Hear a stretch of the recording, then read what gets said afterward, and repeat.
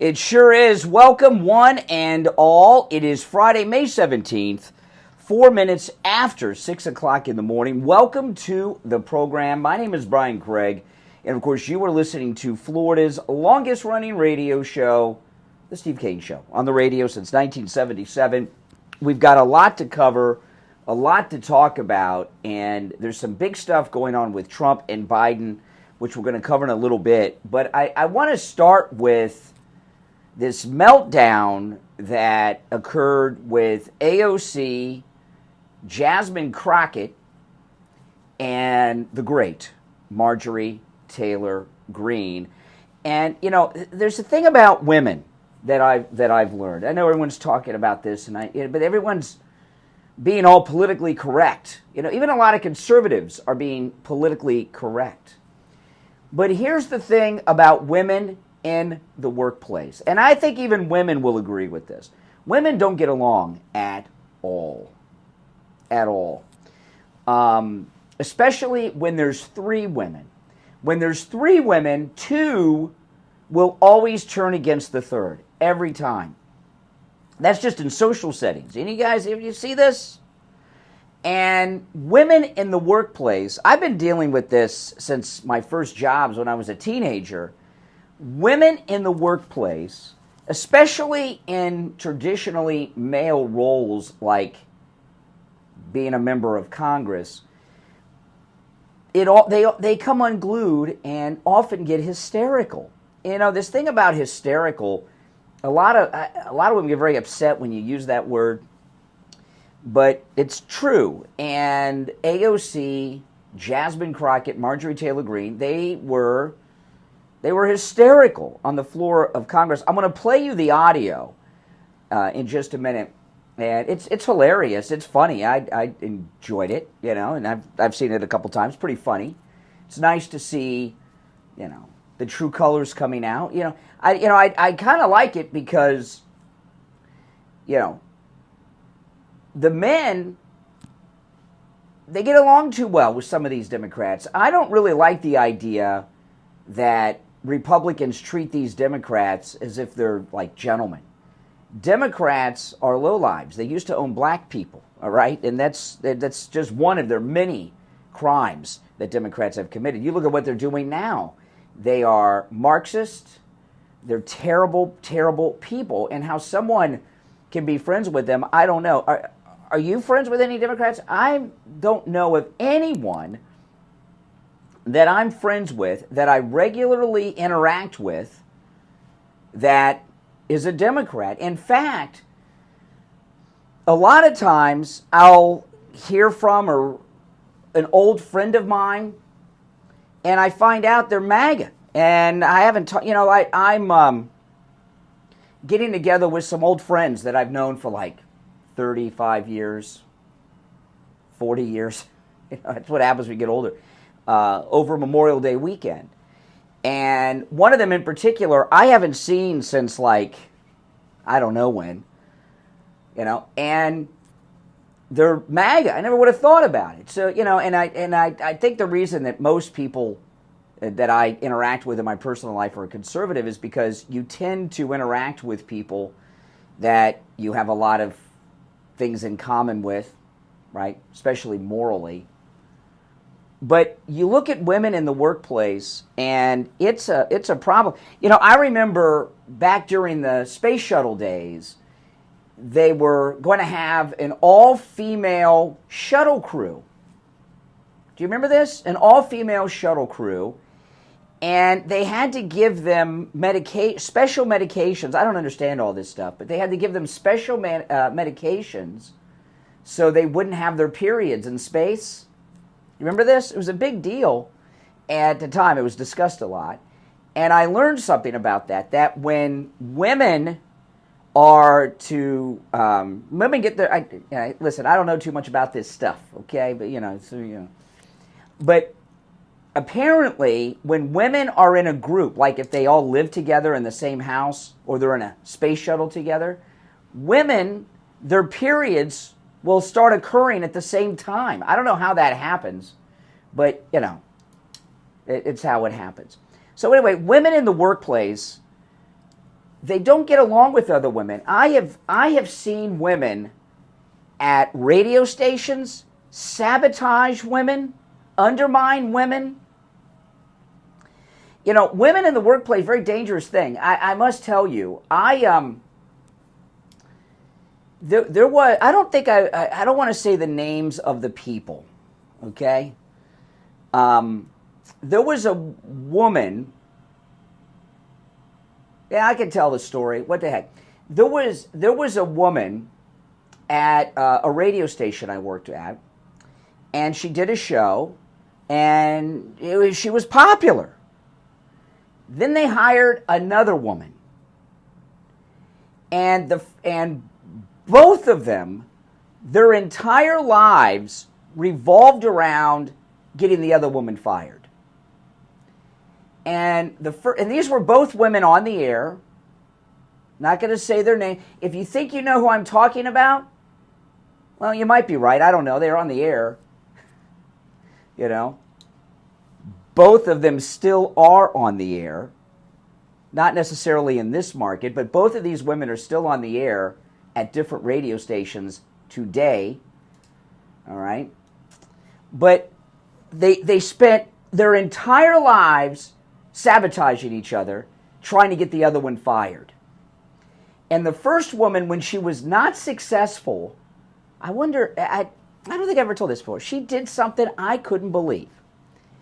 She brought a girlfriend of hers to work with her. And when she got off the air, she caught up to, in the parking lot, the GM of the radio station, right? I couldn't believe this. I stay away from women. You don't want to be. This is the kind of stuff that happens. Okay, so this was the first woman. She was trying to get this is true, and both of these women are still on the air today, on radio stations somewhere in the United States. So when the first woman was unsuccessful getting the second woman fired, she brought her girlfriend to work with her, and she had a plan, and I couldn't believe this thing she pulled. The GM, the general manager of the radio station, is walking to his car in the parking lot. She goes out into the parking lot with her girlfriend and says, "Hey," caught up to him in the parking lot. She goes up to him. She grabs him, hugs him, and kisses him on the mouth, right on the lips. I'm not kidding. And then she said, she accused him of sexual harassment. Can you believe this? And she had her girlfriend as a witness. I am not kidding. She had her girlfriend as a witness. Totally set up thing. Okay? Totally set up thing. And, I remember that. I don't know. I'm not going to give any hints as to who these people are because, well, the guy may not even be alive anymore. He was the GM. It was a long time ago. I don't know if the man is still alive anymore. But I know the two women, and they're still on the air at radio stations somewhere in America. I'm just not going to say where, and do not assume it's in this market. It was in this market then, but don't assume it's in this market now, okay? So anytime you have women in the workplace, it never works out. If you have more than one, especially. If you have more than one. And part of that is because women, and now this is just my experience. You can call me sexist. I don't care. I'd like to hear your thoughts on all this at 1-888-465-2631. A lot of women, their whole identity is that they're a woman doing whatever it is they're doing. Like it's a big deal, right? Like it's a big deal. It's not a big deal for women to do anything these days, okay? Women do everything that everybody else does. But a lot of women, their whole identity is, I'm a woman and I've got this job. And, they think that makes them special. Well, it might have been special if it was 1964 instead of 2024, but it's no big deal now. And their whole identity gets wrapped up in this. Like you hear me say all the time, the Steve Kane Show is the longest running radio show in the state of Florida. And I say that all the time because it's true. And there's no disclaimers on that. There's no additions to that. Okay? But I heard someone doing a show on another radio station, and they said it's the longest running radio show hosted by a female, and then they had some hyphenated thing. I can't remember if it was Latina or something. I don't know. And I'm like, what do you need that to? Who cares? It's no big deal for a woman to be on the, women have been doing this for a long time. But you know how it is with women. So women, since their whole identity is they're a woman, when there's other women around, they get very paranoid and in sabotage mode. And another thing with women in a man's world, like in Congress or in a lot of workplaces, okay, and after the break, I'm going to play I did an edit. I had to do some editing because Jasmine Crockett, she used some language we can't use on the radio, so I do a little bit of editing, but I think I got it all out. We'll have to keep our fingers close to the dump button. I'm going to play this audio after the break. I think I cut out the profanity. But also women don't get along well together in the workplace because rarely do women work together in groups. Usually a woman in the workplace, in particular like in Congress or most workplaces, it's mostly a male environment. And women don't get along with other women because they're accustomed to men deferring to them.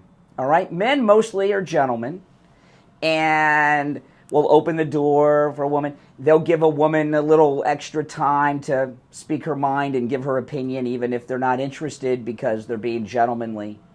And women don't know this. And a lot of times, men will agree with a woman even when they don't. And I'm not talking about just wives. I'm talking about in the workplace. Okay? A lot of times, men will agree with a woman just because, well, either they're being a gentleman or it's just easier than dealing with their crap, okay? And men defer to women all the time.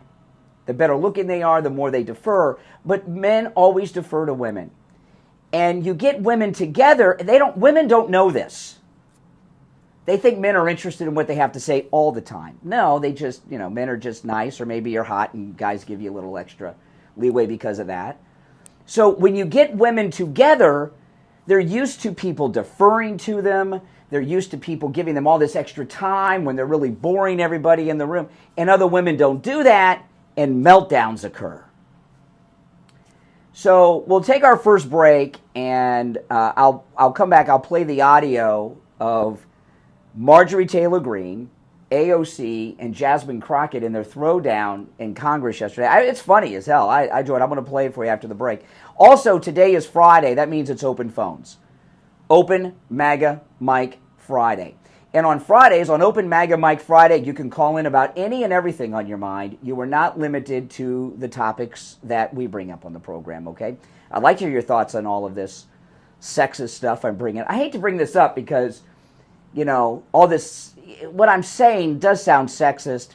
And I know a lot of people may think that's kind of like, there's an old thing that you don't hear this too much anymore in this type of thing, but there's this thing called contrived controversy. A lot of people do contrived controversy on shows. I don't do that stuff, okay? And I know this may sound like a little sexist contrived controversy. It's really not. I think what I'm saying is true based on my life experiences. But I'd like to hear your thoughts. But again, it is open phones today. Any and everything on your mind is fair game on Friday's show. The number's toll free. 1-888-465-2631. 888-465-2631. We'll take our first break and be right back. Don't sit on the sidelines. Get in on the action. Call the Steve Kane Show live on air now. 888-GO-KANE1. This is the Steve Kane Show with Brian Craig. Brian Craig here. If you're a homeowner, business owner, or with a homeowners association and your roof is old or compromised, you need to call Tom Laporta at Laporta Contracting. With a AAA credit rating and bonded up to $10 million, Laporta Contracting doesn't need a large deposit like those other contractors do. Typical deposits other contractors want are 1/3 of the contract. If your job is $30,000, that's a $10,000 deposit. If your job is $300,000, that's $100,000. What are they doing with your money? Typically, it takes 3 to 4 weeks to get a permit, and HOAs, much longer. If they need money for the materials, they don't have credit with the suppliers, and that spells bad news for the homeowner or HOA. Tom Laporta is honest, knowledgeable, and reliable, and he'll never sell you a roof you don't need. Laporta Contracting has been in the roofing and contracting business since 1988, and his services cover the east and west coast of Florida, and everywhere in between. Tom Laporta can handle any type of roofing job, too.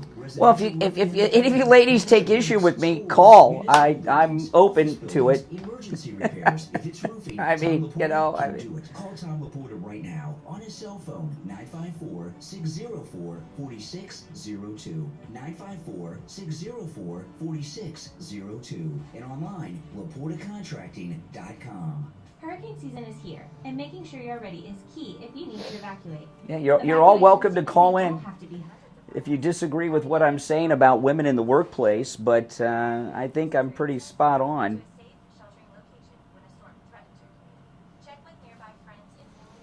Women may not understand because they, I'm giving them kind of like some secrets that men never talk about openly about women in the workplace. But, Do you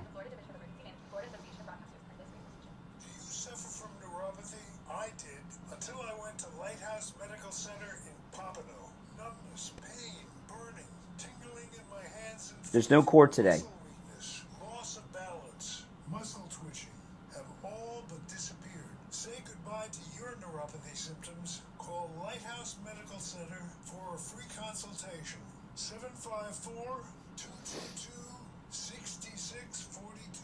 Tell them Steve Kane sent you. Well, now, you guys, you see in the chat all the time, Richard, a face for radio. He's in the chat all the time, a face for radio.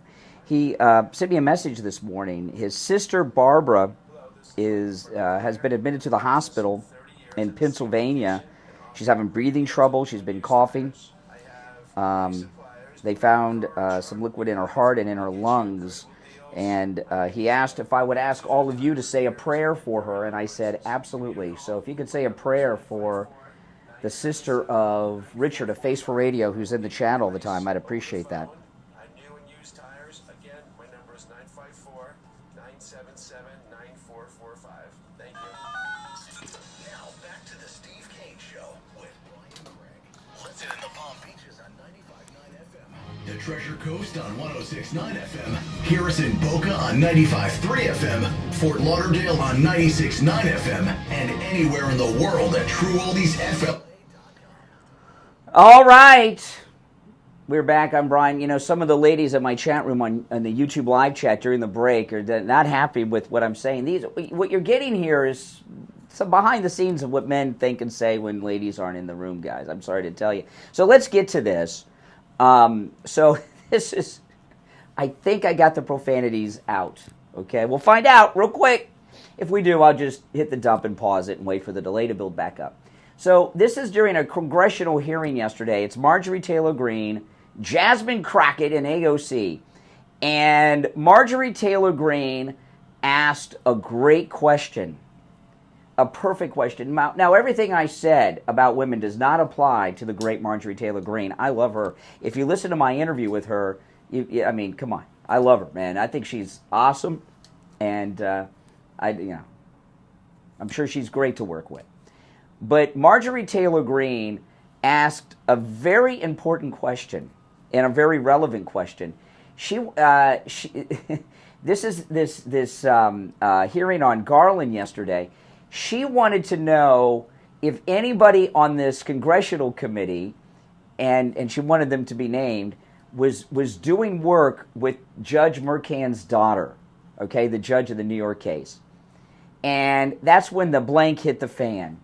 And, from my experience, when you ask a question or say something and people lose it, like Jasmine Crockett and AOC did, there must be some truth to that. All right, so let's just play it and listen closely. Hopefully we got the profanities out. So this is Marjorie Taylor Greene, Jasmine Crockett, and AOC in Congress yesterday. I love this. I've heard this about 4 or 5 times. It never gets old. Oh, hold on. Here we go. Hold on. Got to get everything queued up. All right. I'd like to know if any of the Democrats on this committee are employing Judge Merchan's daughter. Great question. Please tell me what that has to do with Merrick Garland. Is she a porn star? Oh, Goldman. That's right. He's advising. Is she a porn star? Some guy said. What, did he know his mic was on? Democrats on this committee are employing Judge Merchan's daughter. Please tell me what that has to do with Merrick Garland. Is she a porn star? Oh, Goldman. That's right. He's advising. Okay. He's advising. Do you know what we're here for? You know we're here about I don't think you know what you're here for. Well, you the one talking about. I think your fake eyelashes are messing up. No, ain't nothing. Hold on. Order, Mr. Chairman. Order of your committee. So I don't know who said that. Somebody said to Marjorie Taylor Greene, that's beneath even you. Now, the worst thing you could say to a black woman is anything about her hair, and the eyelashes, I guess, fit into the hair category. Oh, my goodness. I don't think you know what you're here for. Well, you the one talking about. I think your fake eyelashes are messing up. No, ain't nothing. Hold on. Listen. Order, Mr. Chairman. Order of your committee. I do have a point of order, and I would like to move to take down Ms. Greene's words. That is absolutely unacceptable. How dare you attack the physical appearance of another person? Are your feelings hurt? Her words down. Aww. Oh, girl, baby girl. Oh, really? Don't even play. Baby girl? We are gonna move, and we're gonna take your words down. I second that motion. I'm just curious, just to better understand your ruling. If someone on this committee then starts talking about somebody's bleach blonde, bad built bush body, that would not be engaging personalities, correct? What now? Chairman, I make a motion to strike those words. I don't think that's Hold on. part of I'm it. trying to find clarification on what Chairman, motion to strike no those idea words. what you just said. We're not gonna do this. Look, you guys earlier Comer obviously doesn't speak Ghetto, okay? He doesn't understand. I mean, these are, I know what that means. I've watched Real Housewives of Atlanta. I make a motion to strike those words. I don't think that's Hold on. part of I'm it. trying to find clarification on what Chairman, motion to I strike have no those idea words. what you just said. We're not gonna do this. Look, you guys earlier literally just You just voted to do it. You voted to do it. Order. I'm trying to get clarification. Look at calm down. No, because this is what All y'all do. Proceeding. So I'm trying to Hey, get Miss Crockett, clarification. you're not recognized. Miss I can't hear Crockett. you with your And you yelling. don't want Calm me to down. No, Can you please calm don't down? tell me to calm down. Calm down. Because y'all Please talk calm noise, down. and then you You're get out of petty. control. Because if I Look, come Chairman, and can we talk send about her, y'all gonna have a problem. Mr. Chairman. Chair. Oh, my goodness. Oh, I love it. I haven't seen anything like this happen in Congress in years. And this, it was beautiful. I love watching. I've seen it about 4 or 5 times because I had to get it all together, make sure the bleeps are all in place and everything, and I love it. And Marjorie Taylor Greene, unlike AOC and Crockett, she's calm, cool, and collected, even when she's personally attacked physically by Crockett, and Crockett and AOC just lost it. And there's something about that question about Democrats working with the judge's daughter that's just a little too close to home. But I've seen other things happen on the floor of Congress. There was this guy. Remember Dick Armey? He was a congressman. I can't remember what state he was from. Dick Armey. You guys remember Dick Armey? I can't say exactly what he said, but I'll tell you. There was a congressman named Barney Frank. Barney Frank was a Democrat member of Congress from Massachusetts, and he was openly gay member of Congress. And his boyfriend and him got into some trouble. His boyfriend was running a male gay escort service out of Congressman Barney Frank's house. Okay? And yeah, he still got elected and reelected until he decided to retire. Yeah, I know, it doesn't matter, right? I mean, And he was very openly gay. And Dick Armey was speaking on the floor of Congress, and he referenced Congressman Barney Frank. and he slipped, and he called him Congressman Barney, and then he said the F word that's the slur for gays that I can't say. You know what I'm talking about? You know? And he didn't even realize he said it, and it caused all kinds of meltdowns similar to that. So things like this happen. I remember one time Senator Ted Kennedy called Barack Obama Barack Osama on the floor of the Senate. Remember that? That caused some meltdowns. You know, sometimes these things happen. But this one here is a little different because some people on that committee are working with the judge's daughter, obviously. Or Jasmine Crockett and AOC would not have had those meltdowns. All right, your thoughts are certainly welcome on that. It is open phones. I got a bunch more to get into after the break. My name is Brian. You're listening to The Steve Kane Show, Florida's longest-running radio show. Back right after this. Making morning radio great again. It's The Steve Kane Show with... Pretty funny, huh? I'll be right back, guys.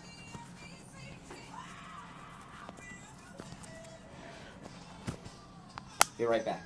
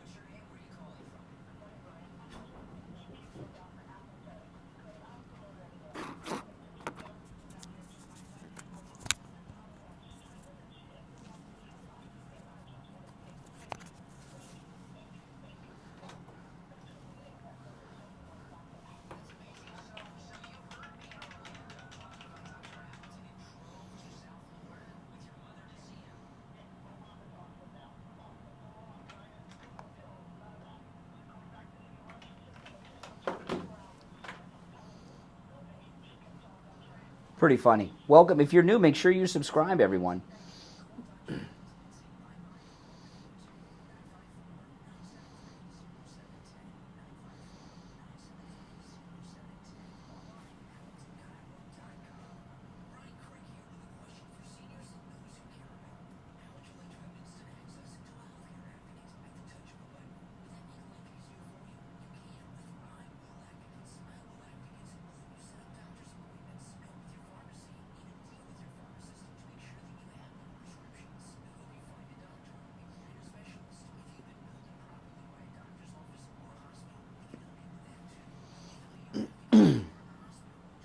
She's a younger Maxine Waters, Cynthia? Yes. Yeah. But even Maxine Waters has more class than her. She's just classless. Welcome, Arkansas.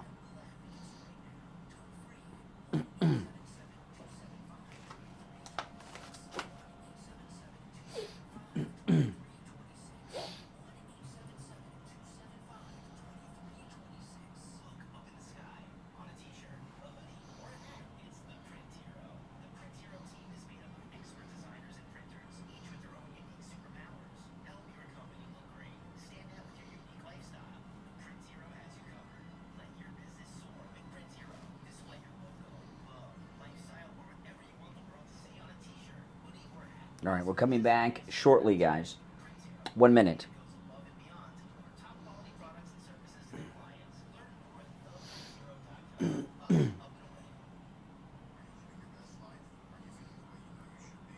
I don't buy the AOC bartender story. I mean, you know, I've often said if I were to do an interview with her, I would have a couple of common drinks that have multiple alcohols in them and that have to be mixed and ask her how to make them. I don't think she could do it. I think it was just a beer and wine bar. That's not a bartender.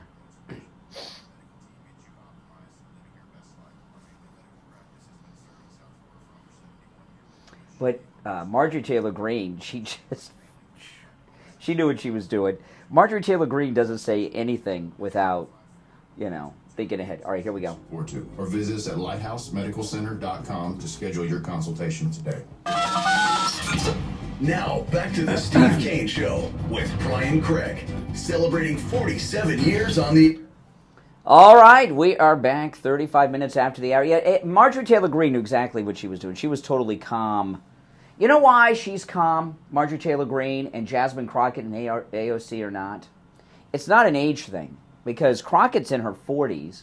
AOC is not as young as she wants people to think she is either. I don't know her exact age, but she's got to be close to 40. It's that Marjorie Taylor Greene is secure in her womanhood. And Jasmine Crockett and AOC are imposters. I mean, they have that imposter syndrome and everything going on. They're insecure. And as President Trump said the other day, liberals are just not happy people. But I say this one last thing about working with women in the workplace, okay? It's something you got to be careful. Sometimes you may have heard me ask Mike, our board op, oh, could you help me, you know, turn down the air or something? Now, when I do that, it's not because I have a servant here. It's because there's really only, depending on what I have to do, there's only one break long enough each hour for me to do it, right? So sometimes there's not enough time when you're in the studio to go and do something. So you'll ask. I knew a guy who had a female board op. Oh my goodness. He made a tragic mistake. He was on the air. You know, like yesterday I was having a hard time, you know, and I was drinking because my throat was dry. This guy, he had a female board op, and he needed to wet his whistle.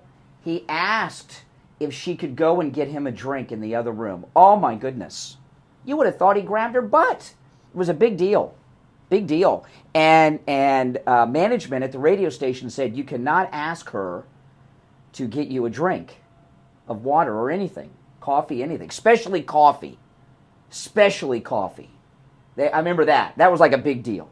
You can't ask for a drink of water, but especially coffee. She wouldn't complain. Sexual harassment. Could you imagine? Can you imagine? I know it's crazy. You know how many coffees I've gotten for people over the years? A lot. And I get you coffee now if there's, you know. So you got to be very careful in the work. And what that's resulted in is a lot of people won't hire. They don't openly do it. A lot of people won't hire women or other minorities because they are afraid of that. Okay? I mean, that's just the way it is. It's just the way it is.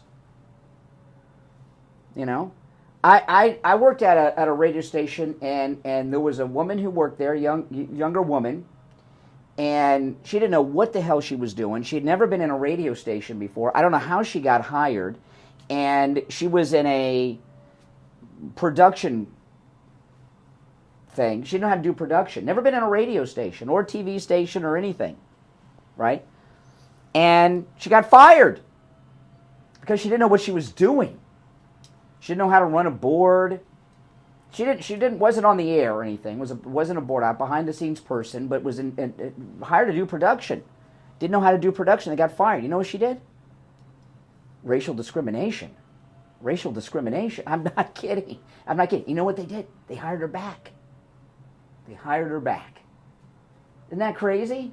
I know. It's a nutty world out there. You know, it's very difficult for people to be in a position of. Luckily, I'm not in a position to hire anyone, and I don't want to be. I'll tell you that. All right, now moving on to some other things, because there are a lot of things happening. Okay, now we were talking about the Biden-Trump debate yesterday, and Jen Psaki, she thinks Trump's going to. Was talking about this. She thinks Trump's going to find it out. See, now this is an. I'm glad she said this, because right after the debate was announced a couple days ago, I said they're putting all these they don't want to do a debate. Okay? And apparently there's a big divide at the White House about doing it. A lot of people at the White House are pretty upset that the debate's happening. Some wanted it and a lot didn't. But the ones that wanted it are the ones that are in charge, I guess, if anybody's really in charge there these days. So they're putting all these conditions on the debate, thinking that Trump will not do it because of this. It's not going to happen. If they say that he has to have only wear his underwear, he's going to do the debate. There's nothing that's going to get Trump to back out of this debate. He's not a quitter, and it's not going to happen. So if that's where they think they're going, they've miscalculated. However, they don't want RFK Jr. in the debate. And there are people behind RFK Jr. that it is possible that RFK will be on the ballot in all 50 states. It's possible. He may be on the ballot in a whole bunch of states, but they're saying now that they may be able to qualify him for all 50. Not only that, there are qualifications to get into this debate, and people are starting to say that RFK Jr. will have qualified to be in the debate. And this is an absolutely amazing thing. We want, when I say we, I'm talking about MAGA people. We want RFK Jr. on all 50 state ballots, and we do want him in the debate. Now, the Democrats who, they don't understand what's going on, okay? They're, the Trump derangement, everything else that's going on with them. They don't see the world clearly, and they don't understand everything that's happening. They've convinced themselves that MAGA people, a lot of MAGA people like RFK Jr. RFK Jr. wrote a book about Fauci and no. In fact, he's an extreme liberal Democrat. And most MAGA people know this. In fact, the Trump campaign recently put out an ad showing how liberal he is. And he's got a lot of other problems too. That sex diary he had with all the women around the country he was having affairs with, that hasn't been talked about. That's being saved as an October surprise if it's needed. His first wife committed suicide and left behind, was it a note or did she tell her friends? It's been a long time, but he drove his wife to suicide through his affairs, all right, RFK Jr. So, he's like every other Kennedy, total scumbucket. I mean, he's just a scummy guy, but he's extremely liberal. But we want him on as many ballots as possible. All 50 would be spectacular. And he really should be in the debates because he is the Ross Perot of 2024.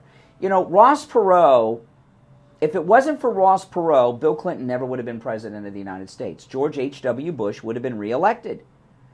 And Ross Perot, I haven't been able to figure out the whole thing, but I've come to realize that he was a deep state plant. I've talked about this. His running mate, Admiral Stockdale, was the Navy commander, command pilot in the Tonkin Gulf incident, which is what got us in the Vietnam War. Okay? And then I started realizing he was a deep state plant. The first presidential election I voted in was that one. And I voted for Ross Perot. I was a kid. I was like 20, right? I didn't know what I was doing. I voted for Ross Perot. And a lot of conservatives voted for Ross Perot. And Bill Clinton, he got like 43% of the vote or something, and he won. I can't remember the exact numbers. 1992 is a long time, okay? It was like 30. But he only got like 40, might even have been less. If anybody remembers, what percentage of the vote did Bill Clinton get? 43% just popped in my mind. Is that the number? It was a low percentage, and he won. And the reason he won is because of Ross Perot. And people forget this. The Gulf War ended about a year before the election, At the end of the Gulf War, George H.W. Bush had an approval rating of over 90%. Think about that. An approval rating of over 90%. So how it was like 91%. So how do you go from an approval rating of 91% to like a little more than a year later losing the presidency? It's Ross Perot. And Ross Perot, he was very hardcore against Clinton. So he divided the conservative vote. And he was in the race, he was running, and then he dropped out. And then he jumped back in. And he split the conservative vote. Now, we had Bill Clinton, and we're stuck with Hillary all these years because of Ross Perot. And I'm not exactly sure who was behind that. It was obviously somebody with the Clintons. And this is why the Starr investigation happened, because H.W. Bush was FBI director, if you remember, in his youth. He got the FBI after Bill Clinton because he was so pissed off about losing the election, okay? So I'm not exactly sure who was behind Ross Perot. I haven't figured that out yet. One day I will, or maybe somebody knows. It wasn't him. It was not just some organic thing that happened.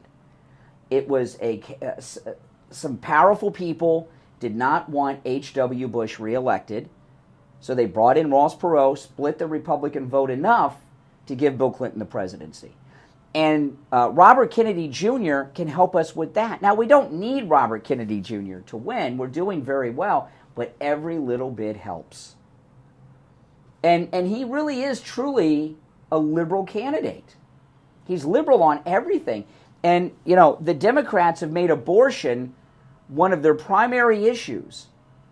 RFK Jr. supports abortion at every point before birth, which is a little vague because a woman could be in labor, and I think he supports abortion even if a woman's in labor, she can still have an abortion.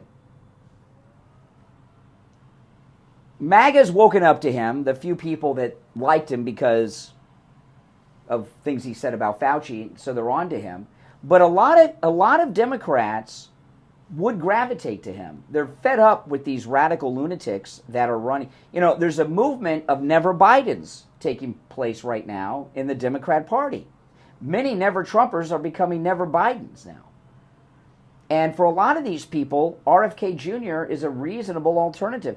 And a lot of Democrats are in awe over him because of the Kennedy connection. And unlike these Kennedys other than him running around, he was with his father when his father was murdered, by the way, by a Palestinian, a Muslim. Okay, Sirhan was a Palestinian Muslim.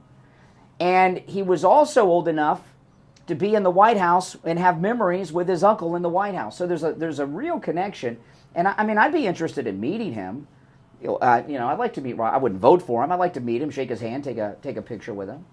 But a lot of Democrats are so fed up with the radicalism of the left, this Jasmine Crockett, AOC, this transgender stuff, these anti-Semites at the college campuses. The list goes on.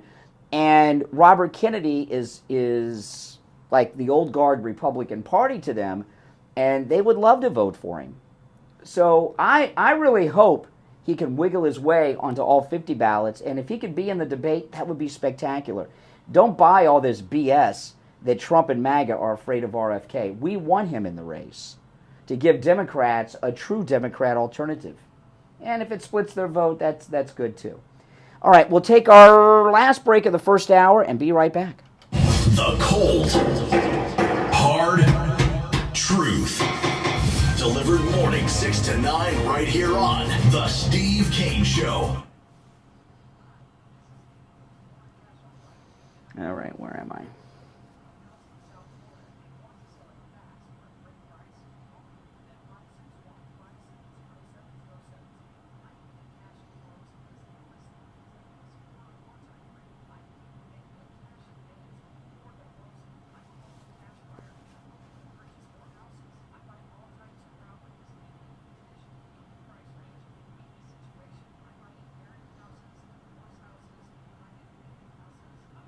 It is calling. If you want to call in, you do. But I still have stuff I want to talk about.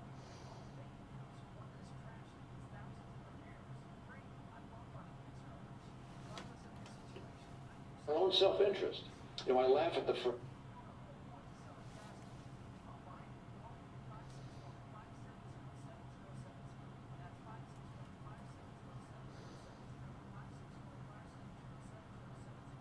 This is Steve Kane. I want to tell you about my favorite restaurant in all of South Florida, Wings Plus in Coral Springs. Wings just the way you like them. Plump, tender, and delicious. Crispy on the outside, succulent on the inside. Everything homemade. Nothing comes out of the can. Dozens of specialty sauces that will make you mouth water. Wings Plus, located in Coral Springs, a mile west of University on the south side of Santa Barbara.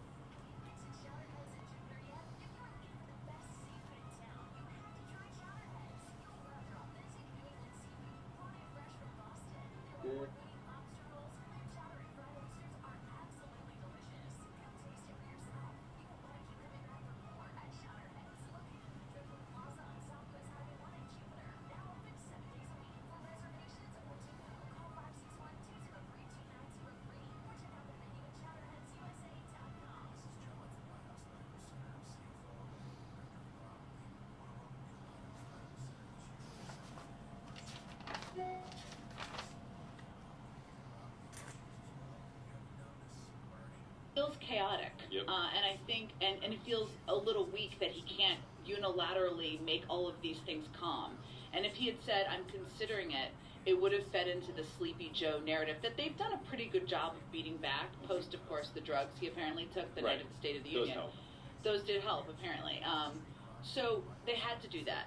This was interesting because it's now May. It's hard to believe, but we're talking about a debate in June. Which we were just talking about how that feels stressful. How is that possible? Because you have to prep for it. But I think internally they knew that at some point this was going to hit ahead, and they were either going to be ahead of it or be responding to Trump. This is interesting.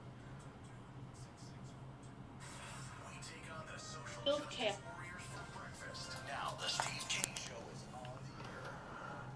All right, I want to tell you guys about Friendly Tire and Margate. They've been with us here on the program for many, many years. Friendly Tire and Margate has the lowest prices on new tires you will find anywhere. Now, they have thousands of used tires in stock, very good used tires at great prices.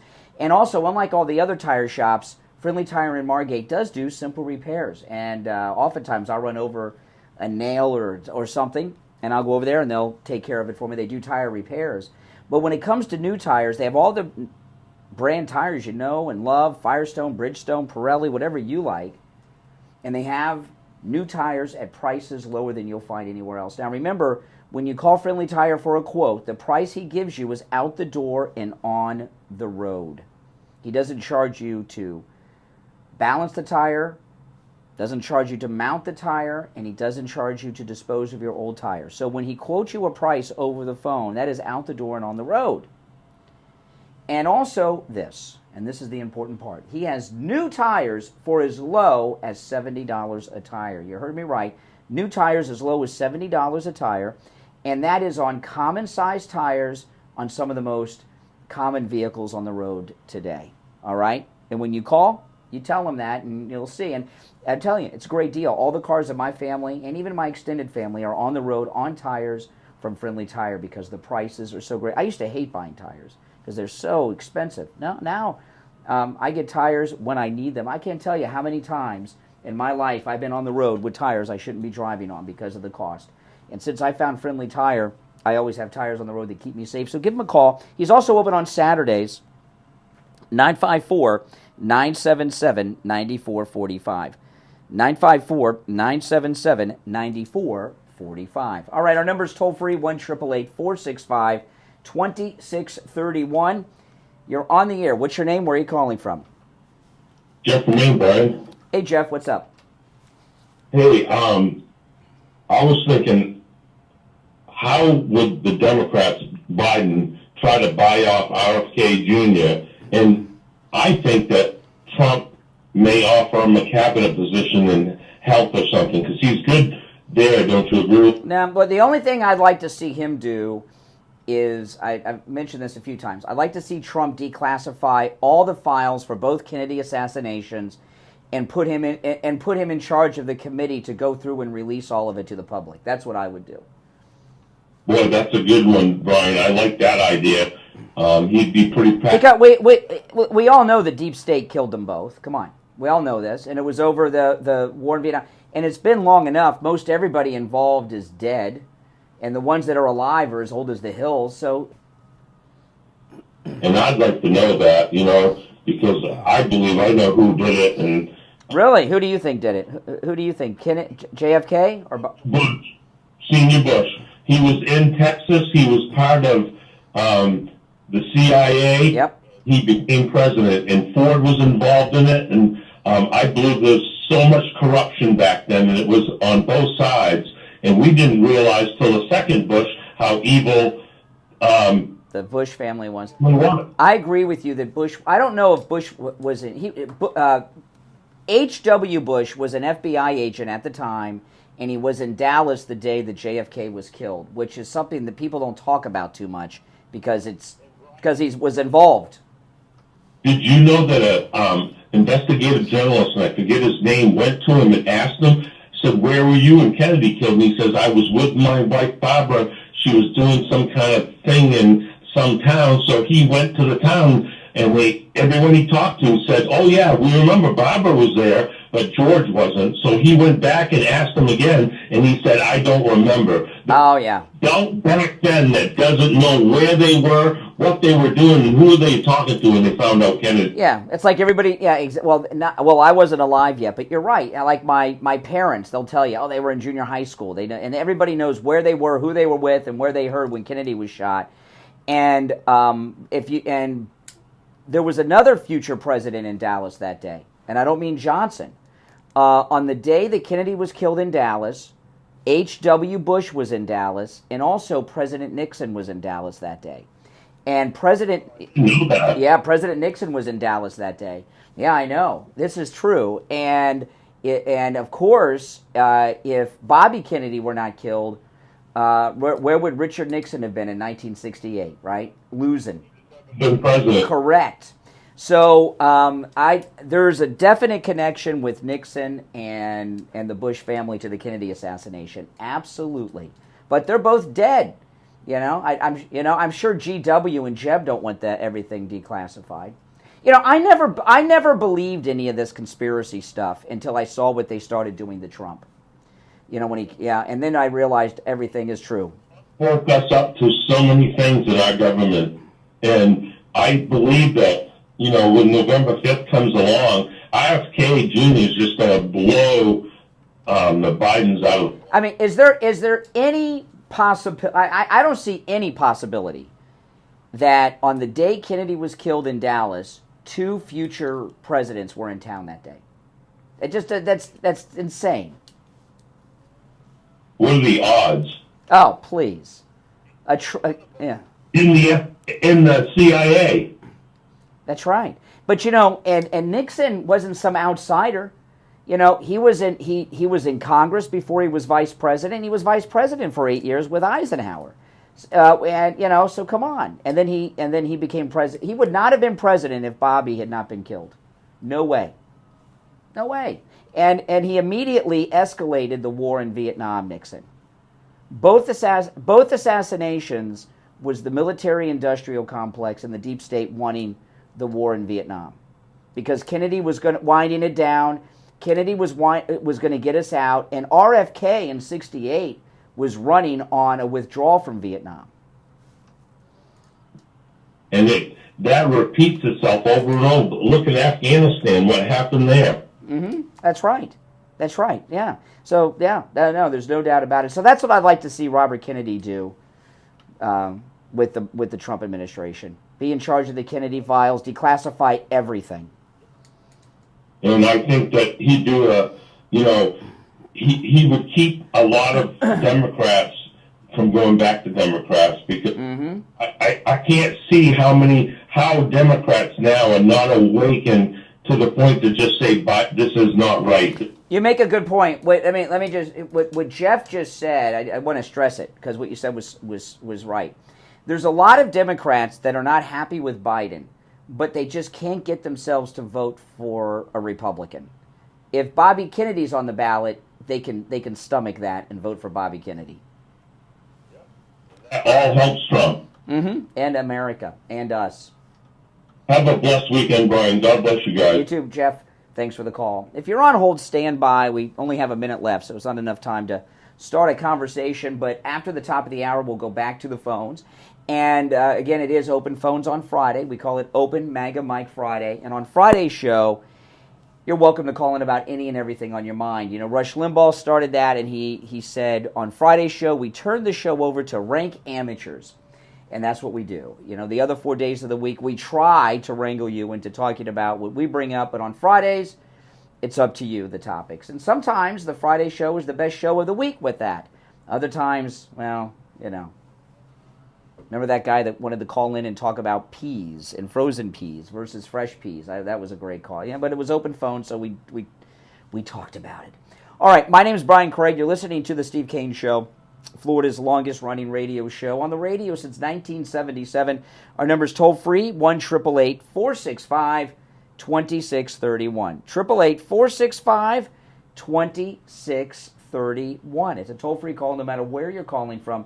We'll take our break for the top of the hour and be right back after this. WSFS 104.3 HD3 Miramar. WIRK 103.1 HD3. Okay, now I got this the setup ready for the calls, so you should that I started yesterday, and I think it worked out very well yesterday. Jeff's calls are always good.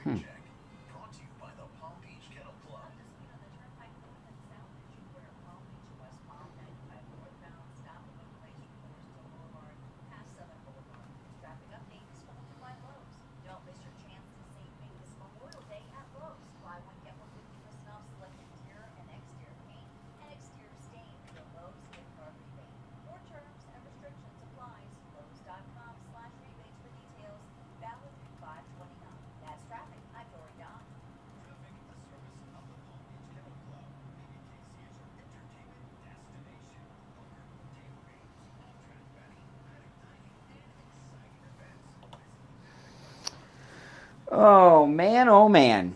Welcome, one and all. If you're on hold, hang in there.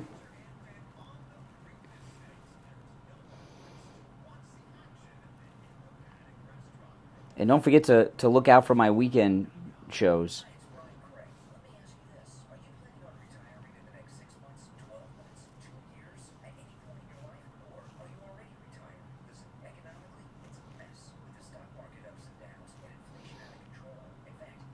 Charmaine, yes, all the emojis.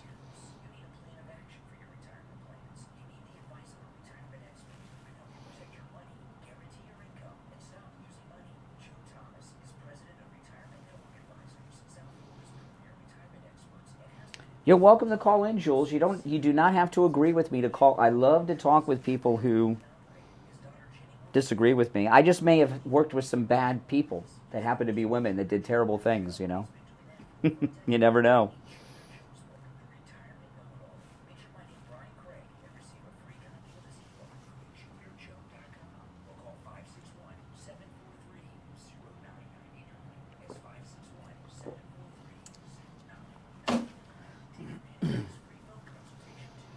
Oh, you agree? Well, that's good. I could use some backup because I'm sure there's a lot of women out there that think I'm being sexist, but I don't think so.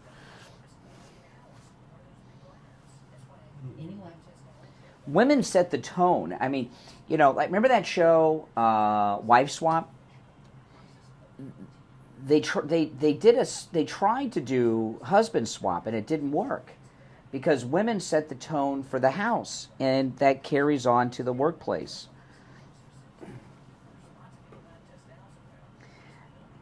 Competitive's a kind way of saying it, Ronnie. I think women just don't like having other women around. They feel threatened by other women.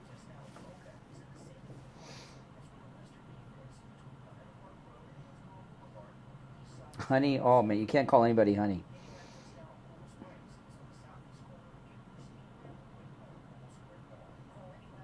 I did the whole show yesterday on that. I think it's awesome. Trump's going to clean his clock. Marjorie Taylor Greene is awesome. I love her. Here we go. 1977. It's the Steve Kane Show with Brian. All righty. Hour number 2 has begun. I'm Brian. It's the Steve Kane Show. We'll go to our phones on this open phone, open Mega Mike Friday. You're on the air. What's your name? Where are you calling from? This is Mike from Louisiana. Hey, Mike. You know, you're right with this whole, and I don't want to get the women in the chat room, but this whole thing about the women in the workplace and how toxic it can get, right? Mm-hmm. You know? Mm-hmm. And just let me just say this. Just look at how many hosts have been on The View over the last, say, decade or so. That's right. Textbook example, yes. You know, I mean, the average stay for any one of those hosts is about 3 years, and that's it. And it's a rough 3 years because they don't get along. Yeah. Yeah. So I mean, and I mean, look, we've seen problems on our side as well because apparently MTG and Lauren Boebert don't get along too well. But that's another argument for another day. But well, and I'll tell you this. Marjorie Taylor Greene does not get along with Laura Loomer at all. They hate each other, and they're on the same page, right? You can't question their MAGA credentials. They hate each other, and I don't know why, but they do. I mean, really, I think it was instigated by Marjorie Taylor Greene, but women just don't work well together. I'm surprised that the squad has stayed together this long. You know, you look at all the women in the squad. You know. Well, I don't know how together they are. I mean, they come together on special events, but they're not in a team like on The View. No. Now listen. You called me yesterday on my YouTube. You know, I do a shows on YouTube Live from my. I have a green screen studio at home. It's really nice. And I take live calls like I do here. You called in yesterday, and I had this conversation with you. Yesterday, I was very short with you, and people were really pissed off at me and saying that I was rude and nasty to you. And I taught you about this yesterday, and you backed me up hanging up on you yesterday.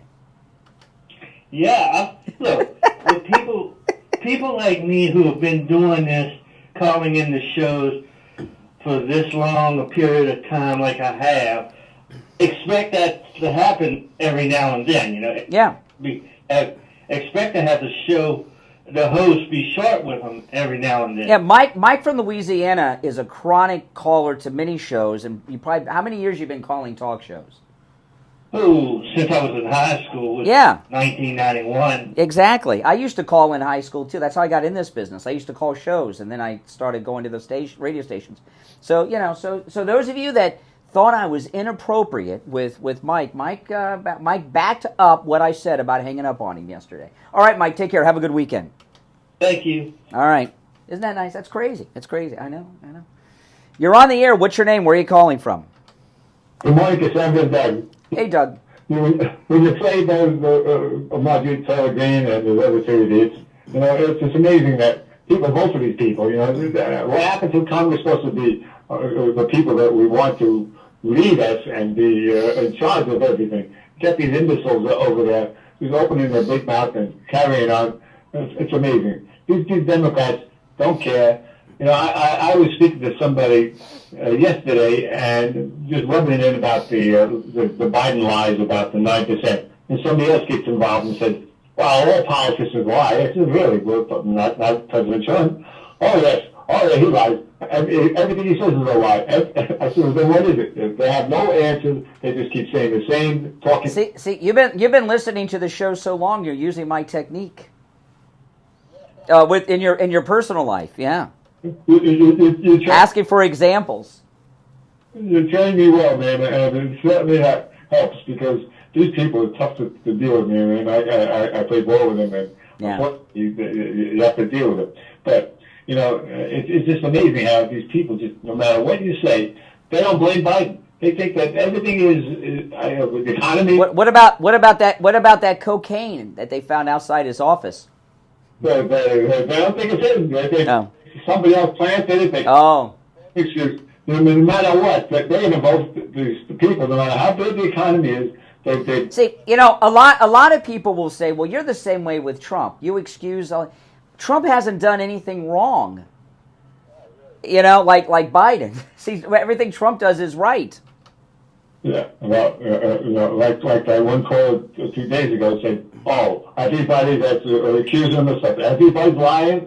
Yeah, because, the Mark Cuban always used to say from Shark Tank, he has a target on his back, because as soon as you have a lot of money, people want your money. And they come up with these cases, and that's exactly what these three girls did against President Trump. They're just looking for a payday. And well, you know, this about the Cohen testimony, you know, what I found most interesting about what happened yesterday, this is a huge story happened in the Trump trial yesterday, and no one's reporting it.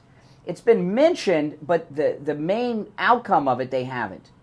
Michael Cohen is the prosecution's star witness. You've heard that. He's also, they said yesterday that he is their final witness. There will be no more witnesses called by the prosecution. Well, that's interesting. What happened to that Playboy girl, Susan McDougal? She's been running around saying she had a 1.5 year affair with Trump. I told you it wasn't true. Trump says it's not true. The prosecution obviously don't believe that she had an affair with Donald Trump, and they're not calling her because she's going to be destroyed on the stand. So what happened by them not I keep saying Susan McDougal. That's the woman that was in the Clinton scandal. Karen McDougal's the Playboy model. I'm sorry. Karen McDougal's the Playboy model. And they were going to call her, and they are not calling Karen McDougal. So that tells me that the prosecution believes Trump that he did not have an affair with her. And she's been making a living off of that crap for the last how many years? Yeah, man. For them not to call her, you know there's something rotten there. That she's lying. That Trump was right. That he did not have an affair with her. If they thought they could pass off that she had an affair, they'd call her on the stand. Unless she finally broke down from, I'm gonna admit me, I never had anything, and they have to get it, but when they're on the stand, this whole case is a joke. You know, but an acquittal. I hope we get an acquittal. That won't be a joke. We'll love that. We'll have a celebration.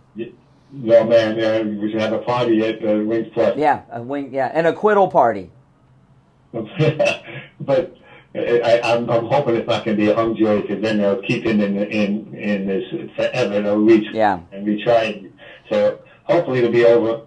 But this is amazing how no matter what happens, the people are so like a religion. They won't switch away. I don't think if Kennedy runs, some of them will vote for him. Not many. Everybody's loyal to Biden, and this is sad. But luckily, we have so many people on Trump's side that this is going to be a landslide. That's right. That's right. All right. It's good to hear from you, Doug. Take care. You're on the air. What's your name? Where are you calling from? George, Florida. Yeah, George. First of all, hey, now, God forbid if President Trump winds up in jail, he's not going to debate anybody. This is an interesting twist. I don't know if I didn't hear you mention that. Really? You mean that if he's in jail, he can't do like a call in or zoom into the debate? No, they're not. Really? They're not going to. They have phones. They have phones in jail. Yeah, they have phones in jail. He could do it over a speakerphone. And Trump said he would do that? But he's not going to jail. Well, from your mouth to God's ears, and mine too. Yeah, absolutely. First off, in this trial, if they came in with a conviction, which is highly unlikely with how this trial's gone, right? They wouldn't just arrest him and send him to jail. All right, there's a sentencing phase, which is almost like a trial in itself, and that takes time. There's also an appeals process and everything else. So he's not, even with a conviction, which isn't going to happen, he wouldn't be going to jail. Yeah, in the gag order, there's a bunch of. Now, one other thing I didn't hear you mention, I bet you about a month ago, roughly, Kennedy, and I'd love to see Kennedy in there. I don't know if you caught. I didn't hear you mention. Maybe I missed it. Our most famous communist family in this country endorsed Biden, talking about the Kennedys. I don't know if you... Oh, the Kennedys endorsed him? Yeah, I saw that, yeah. Yeah. And the days, I saw those Kennedys, I mean, I know Carolyn Kennedy, President Kennedy's daughter, but the rest of them, I didn't know who any of them were. I recognized them because they got all that weird Kennedy teeth thing going on, you can tell a Kennedy a mile away. But the days of the Kennedy family endorsement meaning anything are over. Unless, the only two Kennedys that have any juice are RFK Jr. and Carolyn Kennedy, because she's President Kennedy's daughter. The other Kennedys, nobody knows who they are. They have no juice. They're a bunch of self-important windbags. Yeah, and Kennedy Jr., God bless him. He did, and I know he's, at the end of the day, terrible liberal. He's a liberal now. He's a radical liberal. He supports the Green New Deal and all kinds of stuff. Hey, he'll take so many votes away from Biden. Oh, makes a difference. It could help. Every little bit helps. Yeah, sure. I really think Democrat voters need to have an alternative. If they can't get themselves to vote for a Republican, they should be able to vote for a real Democrat, and that's Robert Kennedy Jr. Yeah. Now, you mentioned something about a physical altercation with the great Marjorie Taylor Greene and the California, the creeps. No, it was verbal. I'll play it again after the break. I played it earlier, but I played it an hour ago. I'll play it after the break, all right? So all right, listen after the break, and I'll play it again. All right, we'll take our first break of the second hour and be right back. Don't sit on the sidelines. Get in on the action. Call the Steve Kane Show live on air now. 888-GO-KANE-1. This is the Steve Kane Show with Brian Craig.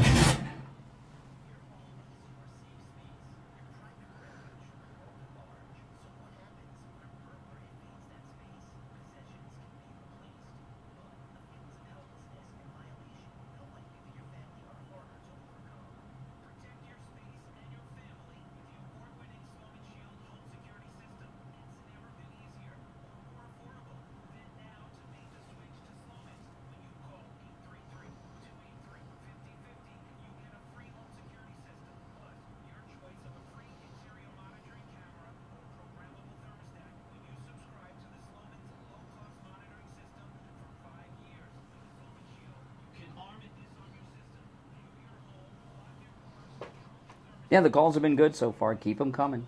It's open phones today. The number is pinned to the top of the chat if you're new.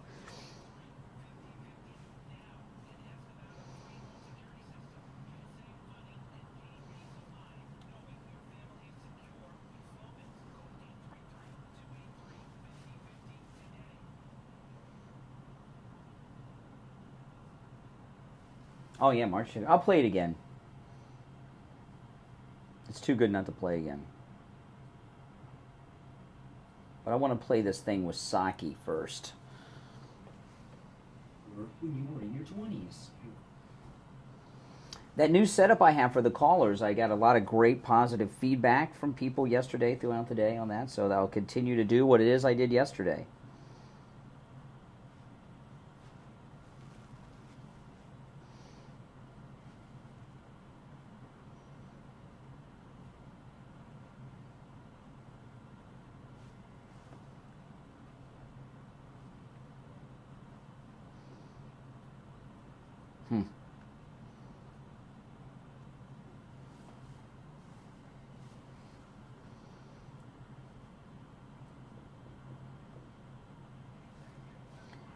Lyra, he's the American journalist. Is he the American journalist?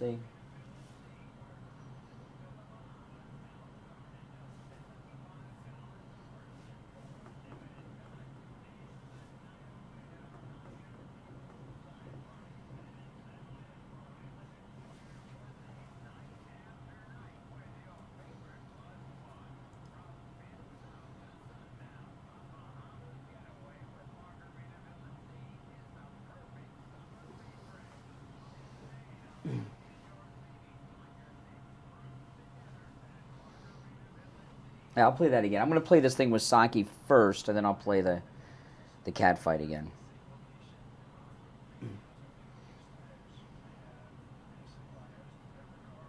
There's so much effort to put bleeps in the profanity. You gotta get the use out of it from the time it takes to do that.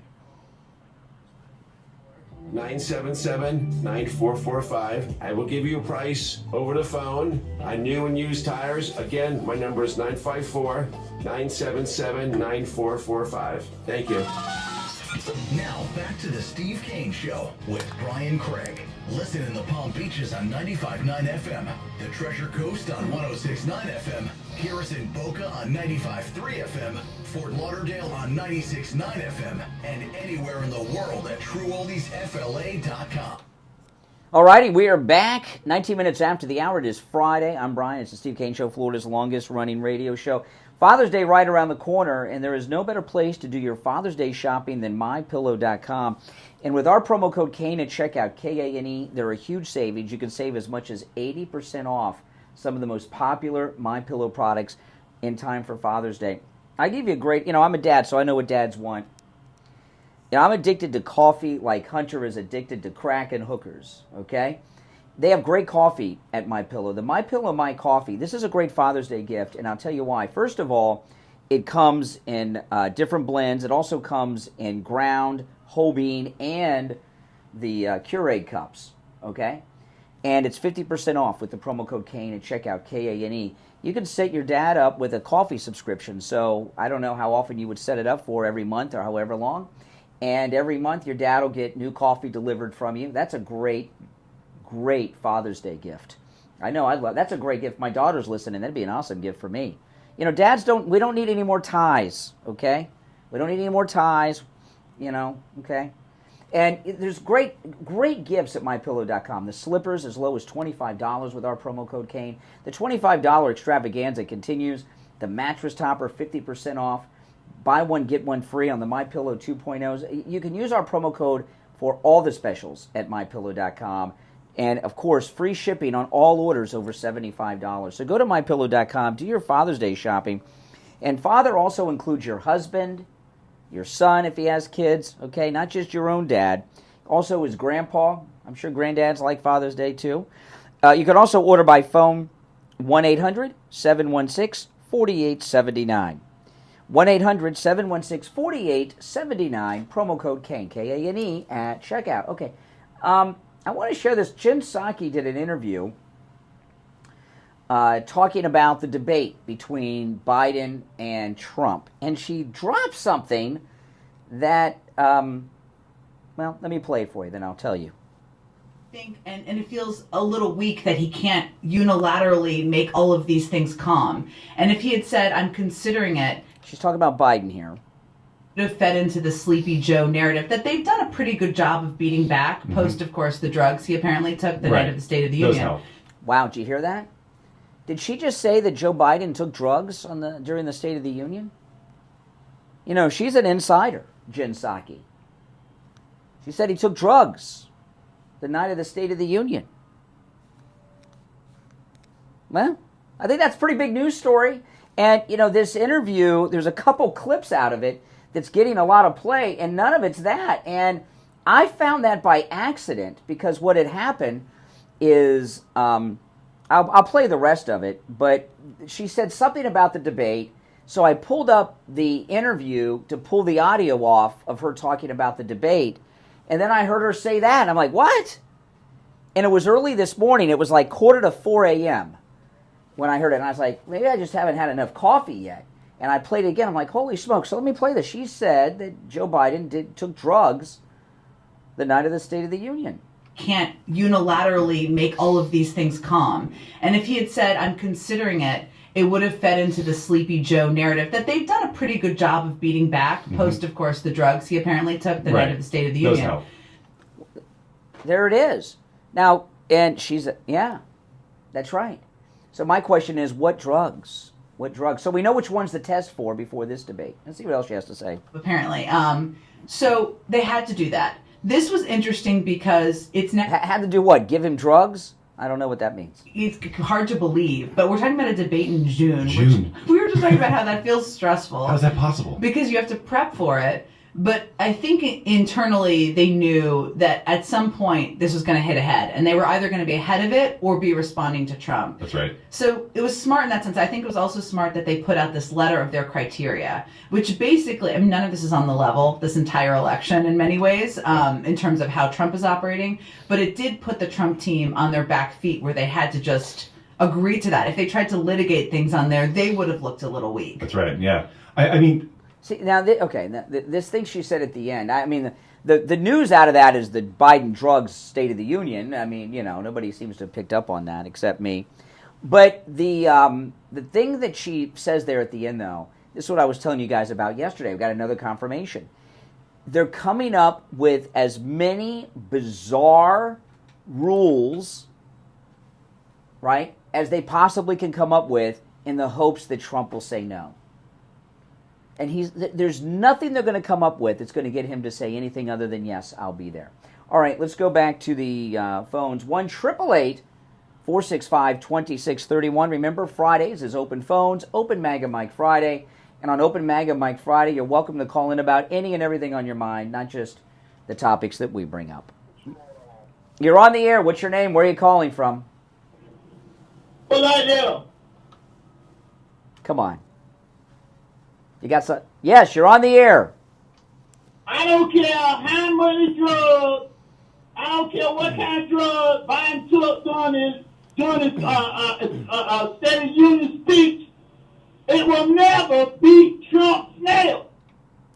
Trump should have took some X-Lax, early morning X-Lax, to clean out that colon before he started fighting in the court. Who's in the car? You know, this is an interesting call. Who? Okay. Who's in the car laughing next to you as if you're funny? I know, I heard it. Who was in the car next to you who thinks you're funny? Yeah? All right, yeah, okay, all right. There's somebody sitting next to him that thinks he's funny. I don't mind crank calls. In fact, I enjoy them. But you got to have some skill, you got to have some talent, and you got to have some material. And most of all, you got to be funny. Saying X-Lax, that's not funny. You're on the air. What's your name? Where are you calling from? Good morning. Hey, Cynthia. What's up, Cynthia? I just want to say one quick thing. This is my first time ever calling in to your show. I listen to you guys every day. I just want to say that this is not the first time that Jen Psaki has said something. It was just recently that she was talking on TV like she does, and she made some comments about, well, has Biden done what he should do? No. Is he done? You know, she said three different things. Can't remember the exact way, you can find it, I'm sure. And she said no after every question. And the other gentleman that was on the show said, I don't think you should be saying that. Well, you know, Jen Psaki is an Obama girl, okay? And if you remember, when President-elect, the first time he was President-elect, he'll be President-elect soon again, but when President Trump was President-elect and he went to the White House and we saw all those sad-looking faces of the Obama staffers, you know, outside at the Rose Garden, she was one of them. If you go and look at the picture of that. And so she works for Obama, not Biden. And these things that she drops out there, like what you just said and what I picked up from this interview she did yesterday, these are not accidents. This is Obama in telling her to say these things. I agree, 100%. Mm-hmm. All right. Well, welcome, first-time caller. All right. Kiss of death. First-time caller, long-time listener. That no one wants to hear that, but she didn't say long-time listener. Saying it like that, that's like the kiss of death. But welcome to calling. All right, if you're on hold, hang in there. We'll take our break for the bottom of the hour and be right back. Making morning radio great again. I think you're going to really love it. It's the Steve Kane Show with Brian Craig. Yes. All right, guys. So, do you like I got great feedback on the new setup for the callers, and you know, a lot of positive feedback.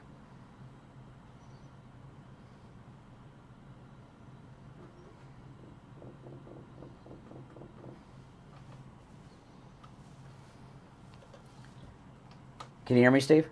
Yes. All right, hold on. Yep.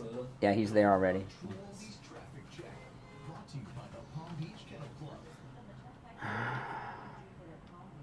Immediately when that guy called, you could hear someone in the back. I mean, my goodness. I like the crank calls, but they got to be interesting, funny. Yelling the same thing.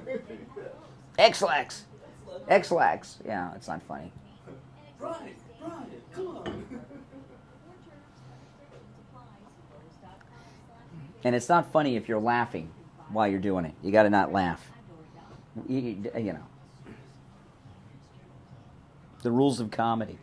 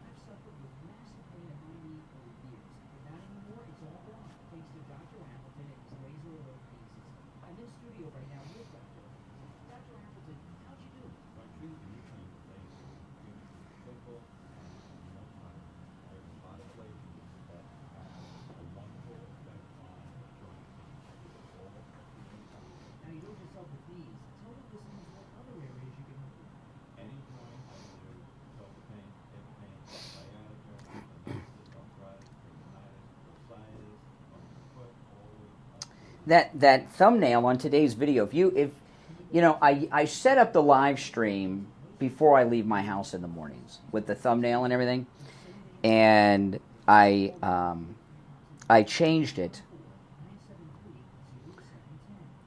during the top of the hour break at 6 o'clock to what it is now. So I think I did pretty good on the thumbnail, and most of it I did while I was talking.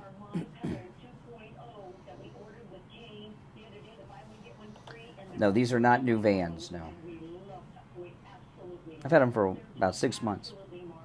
I have 2 new pairs of Vans that I've had for 6 months. I haven't taken out of the box yet. I wear my shoes until they wear out, and then I, you know.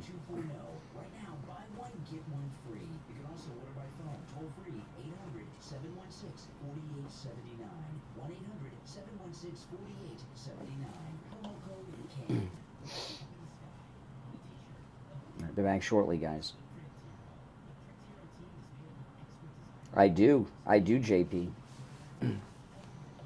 I still have my longboards in the garage, but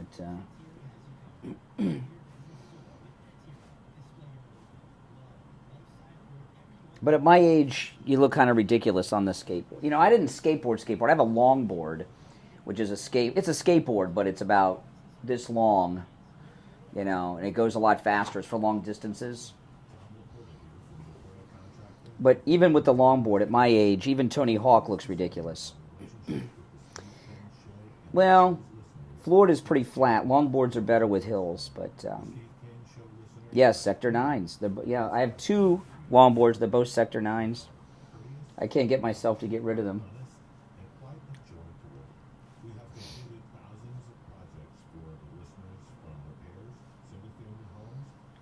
I got a land paddle that I made. He's a pro, but he still looks ridiculous at his age. If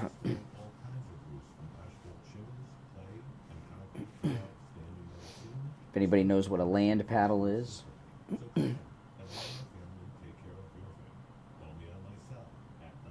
The land paddle is so you don't have to kick.